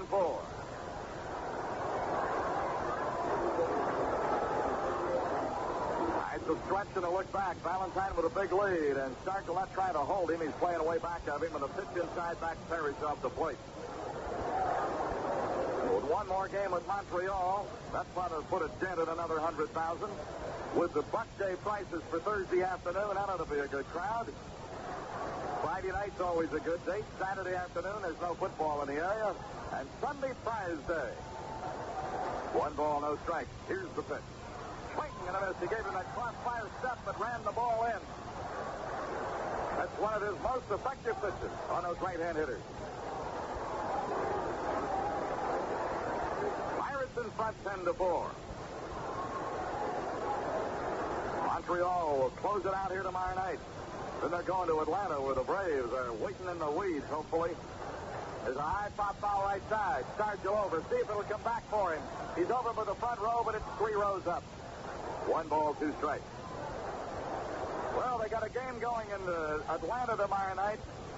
Oh, it's going to be tough on 2 brothers. Phil Niekro is going against Joe Niekro. Phil Niekro going for his 20th in the hopes that the 2 brothers can be the first in baseball history to win 20 in the same season. Joe Niekro trying to win to get his club a division title. Oh, that's a lot of pressure on a couple of brothers who stated publicly a few years back that they didn't want to pitch against each other anymore. But both managers have stated with the race the way it is, they're going to pitch them because they are both due. 1 ball, 2 strikes. Pitch on the way. Swinging bouncer short, could be 2. Foley bobbled it. Flips to Garner, they only get 1. 6-4 on the fourth. Foley to Garner. Makes it 2 away in the inning, but Parrish at first and the fielder's short. Oh, the Pirates do not turn the double play on a double play ball. Let's see if that hurts them. Scott will be the batter. He's coming out 2 for 3. He's had a double and a single. They manufactured a run in the 6th when he stole second. Later came home on a Dyer single.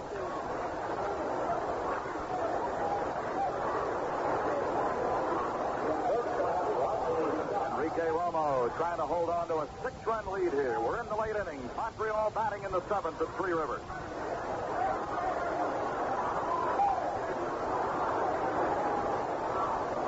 The switch hitter batting right-handed for the first time tonight. Make that left-handed since the right-hander's on him out. Takes a strike, and it's 0-1. Against the left-hander Rooker batting right-handed, he was 2 for 3 and scored a run. Had 3 hits in the series, did not play in the second game last night. Now, as he looks back over the shoulder, Romo checks, and here's the pitch. Strike called outside corner. Romo sneaks that Swifty on you once in a while after he showed you that off-speed stuff. Duffy Dyer would be next. Romo ready at the belt. Parrish not going anywhere. They're down by 6. Outside at the letters, and it's 1-2.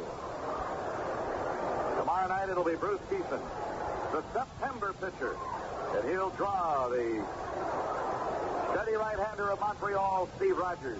So a battle of right-handers tomorrow night here. 1 ball, 2 strikes. Pitch on the way. Scrooge floats low outside, level it at 2-2. Ought to be another 40-plus thousand here tomorrow night. Wednesday is historically a good night in this town. And with the significance of the game, this place ought to be rocking and socking here tomorrow night. Now Romo ready. Hesitates at the belt as he checks Parrish at first. The 2-2. Swing and a foul back up into the backstop, and it holds at 2-2. Scott, as he bats in here, is hitting .237. Coming back to their club, a pleasant surprise, along with Jerry White. They've gotten Stott back for a second tour. Dale Murray back. So you never know in this game when you get back to a club, and now Montreal with their best year ever. Here's the pitch. Strike called with a fastball on the outside corner. Yeah, he blew it by him. He wasn't looking for it. He was looking for something else. It was behind before he could react. Ryan retired. 3rd strikeout for Enrique. 5th in the game against the Expos. No runs. 1 hit, no errors. 1 left. All right. How about a stretch for you at home? The folks here are going to do it. 38,500 for a 7th inning stretch. They're singing, "Take me out to the ball game," and that's what they've done for themselves. Middle of the 7th, Pirates 10, Montreal 4. All right, here we go. Bottom of the 7th, top of the order. Omar Moreno has started that 4-run uprising in the 6th with a Baltimore chop over the third baseman pen. It's broken 0 for 29 for the Antelope. Let's hope that gets him on a tear. Here's the pitch from Murray. Outside a ball. Murray, their 4th pitcher. They started with Sanderson, Atkinson, and Grimsley. Murray came on in the 6th. He's working in the 7th against Omar. Swing, high bouncer, out over the middle. Base hit. Dawson throws it into Cash at second base. That's the 2nd hit off of Murray. It's the 13th Pirate hit of the ball game. And it brings up Tim Foley, 2 for 4.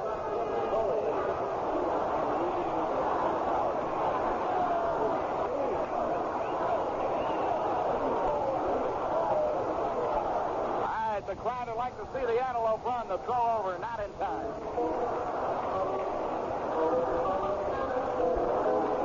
Foley's had 2 hits tonight. He's had 5 hits in the series. He scored twice.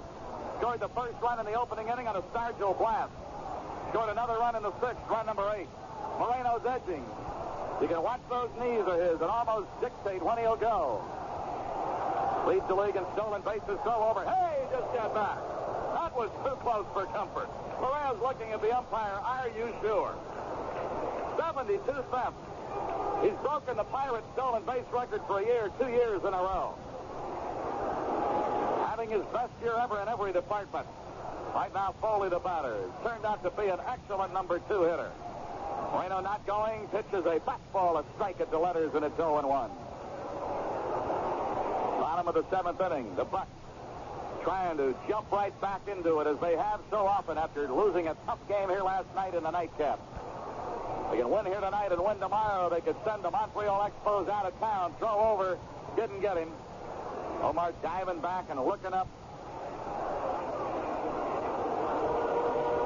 Omar Moreno. Put together like a greyhound. Runs like one. High bouncer short. Comes in. Flips the second one. Fire to first. Double play. Highlights call at first. 6-4-3 double play. Very, very close at first on that call. All right, here comes Dave Parker, who had a base hit in the 6th inning. His first hit of the night. Drove in run number 7. Scored run number 9.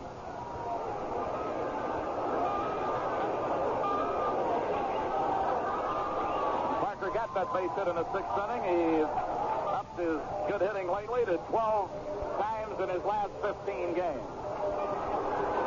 So here's the Cobra hitting .299. Come on, big guy, get another one and get that average up to 300. Here's an oddity, a ball club battling for a pennant without a 300 hitter at the moment. And nobody in sight is a 20-game winner. That shows you the balance and how everybody's contributed. A shot to short. Gave him a convenient hop, fires on, and it is all over in the 7th. So short to first, Scott to Perez. No runs and a hit, no errors, double play, and nobody left. We played 7. Milo Hamilton along with Lanny Terry, wherever you are, whatever you're doing, and all the stations that are carrying us everywhere tonight, hope you're enjoying this Pennant Fever baseball broadcast as we bring it to you from Three Rivers in Pittsburgh. We'll go to the 8th. The Pittsburgh Pirates 10, the Montreal Expos 4. And switching pitchers for that big game at California. Jim Fregosi, the manager of California, was scheduled to go with right-hander Jim Barr, but he is elected to go with left-hander Frank Tanana, who's had a lot of arm trouble this year, but is getting the assignment in an effort for California to nail down the Western Division title. It'll be Tanana against Chamberlain. The game is just underway on the West Coast at the Big A. We'll keep you posted. A tragic bit of news out of Columbia, South Carolina. Scott Sinclair, a freshman defensive end for the South Carolina Gamecocks, collapsed on a training table and died Tuesday afternoon while preparing for football practice. The cause of death was not immediately known. The 19-year-old Sinclair, a resident of Homestead, Florida, was the younger brother of the Gamecock senior middle guard Fred Sinclair. He was stricken in the training room while dressing for the workout. Officials said he had had his ankles taped and was sitting on the table. First aid was administered until paramedics from Carolina Ambulance arrived to take him to Baptist Hospital. Regarded as a promising young defensive lineman, the 6'2", 220-pound Sinclair was redshirted last year with an arm injury. He started against Tennessee just last week for the Gamecocks junior varsity. At Southgate High School in Miami, Florida, he had earned 6 letters in football, soccer, and track. Officials are trying to determine the cause of death. They hope to have a report later tonight or tomorrow morning. A sad bit of news from Columbia, South Carolina. Our ball game now moving along to the top of the 8th. Let's get back to Milo Hamilton. Oh, this crowd seeing a heck of a ball game here. Seeing the Bucks put some runs on the board here tonight. Here's the pitch from Romo to Dyer. In for a strike. Romo, when he's in a groove, he's something to watch. He'll give you that dipsy doodle and that screwball from about 4 different angles and 4 different speeds. Then he'll blow the fastball by you like you did on Scott to strike him out in the 7th inning. No balls and a strike. Kicks and he fires. Strike 2. Getting that little crossfire step and broke it away from him, and it's 0-2. Dyer batting. Hutton will be the pinch hitter. Up to the top then with Cromartie. Ball game is in the 8th inning. Romo delivers. Fouls it up to the right side, out of play.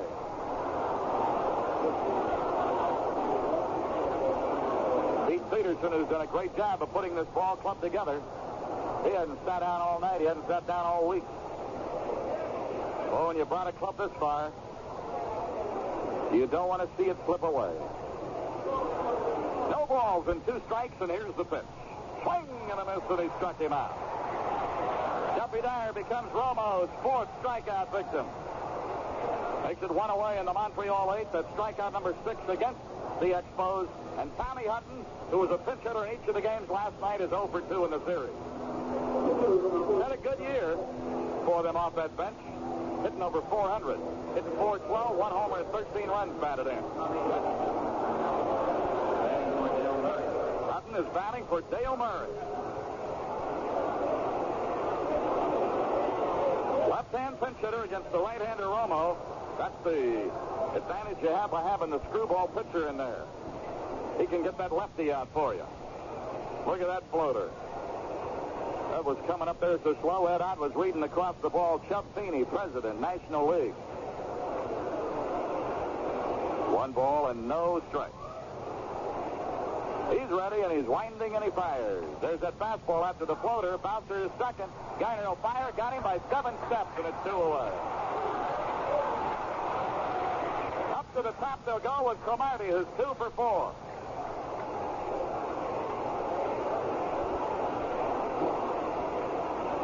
want to thank Ivor Ward from Martins Ferry, Ohio. We were talking about the Negro brothers a moment ago. Going to pitch tomorrow night against one another. Mr. Ward from over in that area. I want to thank him for the nice note about our broadcast.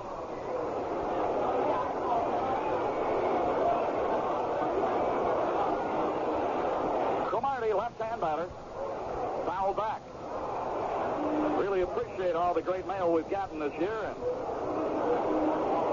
fans have, by and large, been very, very receptive to the way we present it. And we thank you over the year for all the nice letters and the response. And it's going to be impossible to thank all of you for the nice get well cards when I had the mystery games last week. But I'll tell you, the sentiment was there, and I appreciate it. There's a ball low outside. Warren Cromartie, a ball and a strike. Dave Cash would be next. Montreal batting in the 8th. Pirates lead by 6. There's that floater. Strike call. Got the outside corner with it.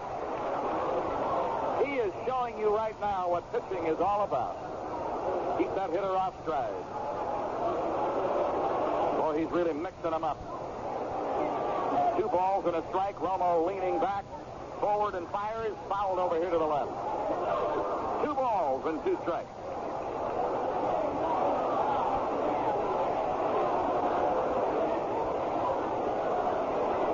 For tomorrow night, it ought to be at a pennant fever pitch here with Montreal closing out the series and playing them for the last time this year. Send them out of town behind us. That's the goal of the Bucks now. Here's the pitch. Swing and a miss, and he struck him out. Second strikeout of the inning. 5th strike for Rique, who didn't come on until the 6th. He gets them 1, 2, 3. There's another mile to go, but the Bucks are going to come to bat in the 8th with this lead. Pittsburgh 10, Montreal 4. Well, it's almost certain Houston's going to pick up a full game on Cincinnati in the Western Division race and get right back into it. They just shut out Atlanta 8-0, and San Diego just came up with 5 runs in the 7th inning, and now leads Cincinnati in the 8th by a score of 8-0 there. So the lead will be cut to 1.5 games, barring a reversal by Shirley in the 8th or 9th inning for San Diego. Thus far, he's got a shutout working at Riverfront. Brian Sykes' arm and an opportunistic Cleveland defense boosted the Browns to a stunning 26-7 wipeout of the Dallas Cowboys in the Monday night NFL game. Sykes threw a pair of touchdown passes in the first period, and the Browns defense forced 5 turnovers, recovering 3 fumbles and intercepting 2 passes. Safety Tom Darden returned one of those interceptions for a touchdown. Cleveland is now 4-0, while the Cowboys, who moved the ball very well at Cleveland Monday night, but just fumbled it away every time they had an opportunity to score, the Cowboys suffered their first loss after winning their first 3 games. Now let's get back to Three Rivers. All right, this crowd hanging around. They want to make sure the Bucks don't let this one slip away. We've got Stargell, Robinson, and Matlock, too, and they're bringing on a new pitcher. It's Bob James, a big right-hander.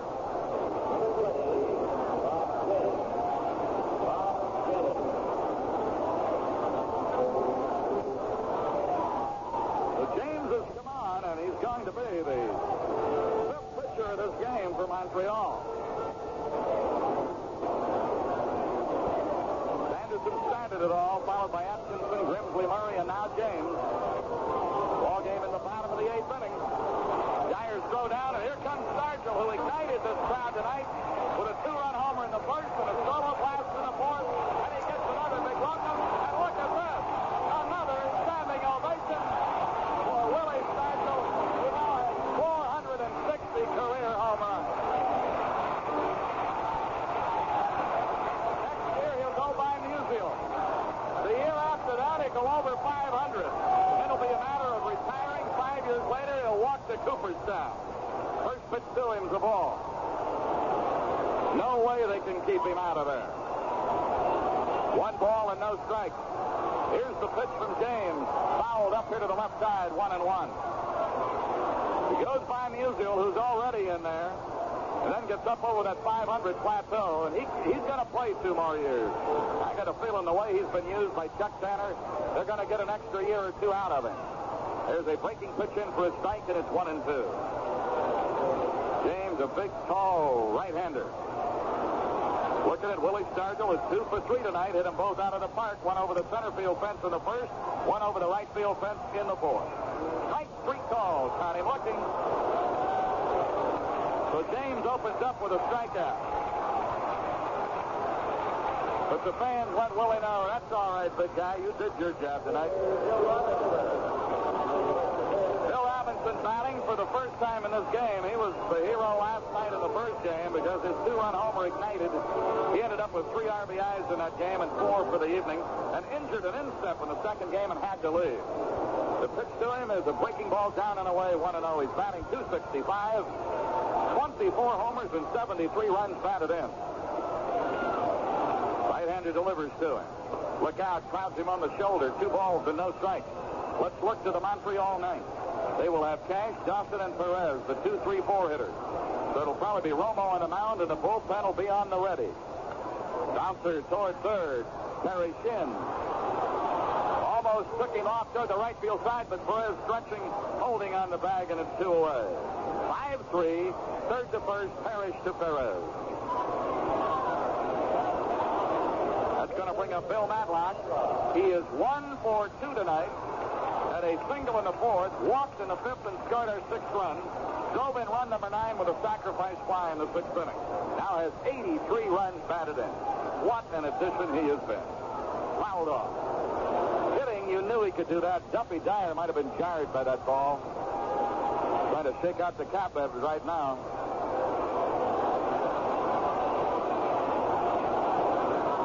But the biggest surprise to me in seeing him play every day is the unexpected base running. Not only the number of stolen bases, that's been a most pleasant surprise. He has stolen 31. Almost double the number he ever stole in 1 year in the big leagues.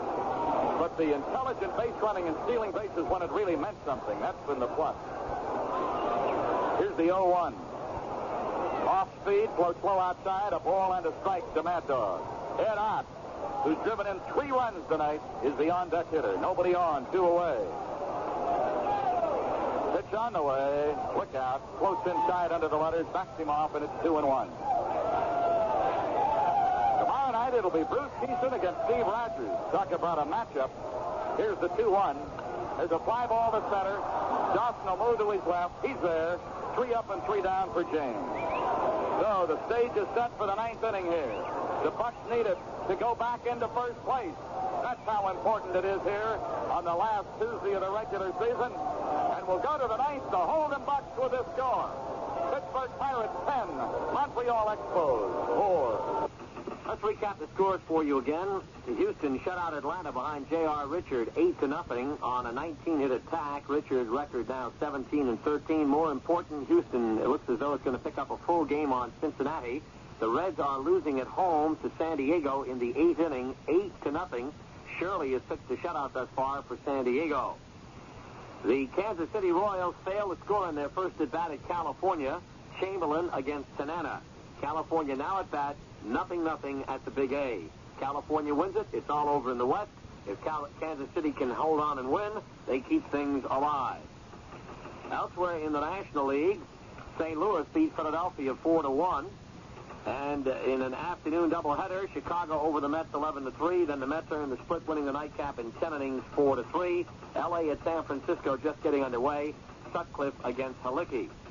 In the American League, well, we'll get to those a little later. Now let's get back to Milo. All right, Enrique Romo is ready. He came on. He has worked 3 innings. He hasn't allowed them a run. He shut the door on 4. Meanwhile, the Bucks went on and got some more, and they're leading 10-4.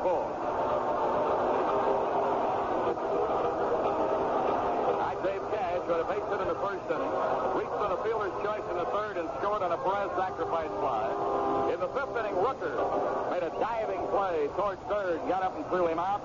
6th inning, Cash flies to center.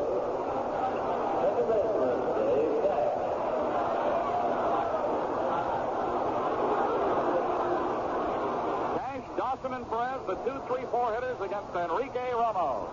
Trying to nail it down for Jim Rooker.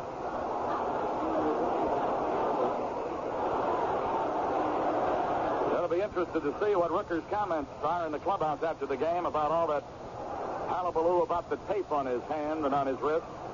It upset him, and I can see why. You're in that groove, you're in that mood to pitch, and the 13-minute delay while you discuss it.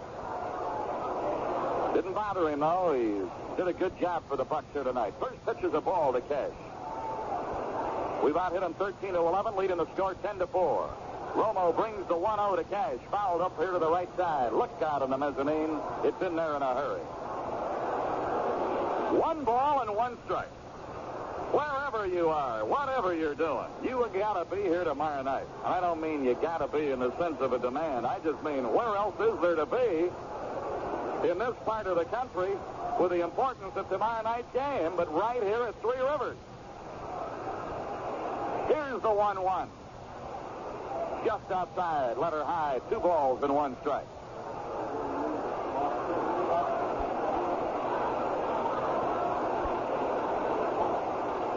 One the count. Romo ready. Into the motion, kicks and fires. Tried to get the fastball on the outside corner. It slid off that corner. Moves the count to 3-1. Now the natives are getting restless here. They want him to get that leadoff batter in the ninth. There's nobody throwing in the bullpen, but they are beginning to stir a bit.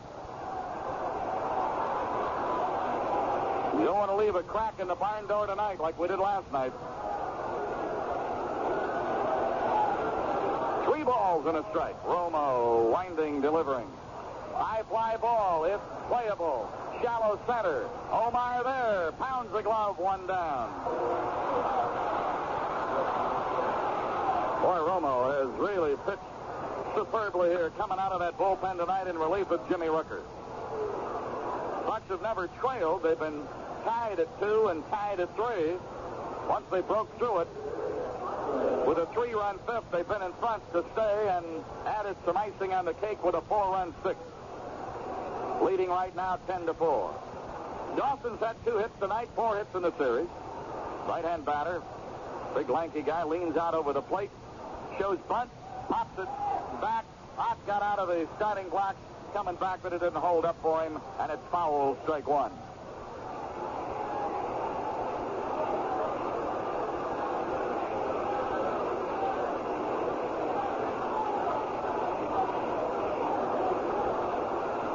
Romo taking a little extra time, waiting for Ott to get ready. Dawson, their leading RBI man with 91, is up in there now with a strike 1 count.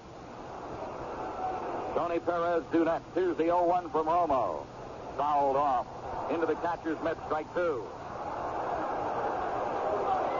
And there are seats available for tomorrow night's game, so don't think just because of all the hullabaloo, the attraction of the series, that you can't get in. You most certainly can. No balls, 2 strikes. Here's the pitch. Swinging a foul up to the right out of play, holding 0-2. Stargell, 3 RBIs. Ed Ott, 3 runs batted in. See Moreno, Foley, Parker, Stargell, Milner before he left, Madlock, Ott, Garner. All of the 8 position men who started the game had at least 1 hit. Here's the 0-2 to Dawson. Swing and a miss. Yeah, step down. Go submarine on him. Struck him out. Romo will bring it from anywhere. Hitter's really got to be up there when he's in a groove, because he's going to drop down, go 3/4 over the top. And that's his 6th strikeout since coming on in relief. And I believe, Milo, that's a single game high for him. He had 5 against Atlanta back in the middle of July. I think that's his new high. Oh, he's doing it tonight. Perez looks at a floater, strike 1. Perez drops the bat down as much as to say, what are you going to come up with next? Tony drove in a run in the 3rd with a sacrifice fly. He is 0 for 2 on the evening. Garner robbed him of a hit in the 1st inning. He struck out in the 7th. Here's the 0-1. Swing and a miss, strike 2. Well, the crowd clamoring now. They want Enrique to end it. Pirates trying to hold on for their 95th win and reclaim the top spot in the National League East. They need an out. Leading 10-4. Here's the pitch. Outside, 1-2. They're still alive. After the Bucks put the this one away. They'll hope to make it tomorrow night and send Montreal out of here a game and a half behind. Right now, they're trying to go in front by a half a game. That's how nip and tuck it is. Here's the 1-2 pitch. Well outside, 2-2. Romo tantalizing the crowd here, delaying the inevitable. 2 balls, 2 strikes, and 2 down.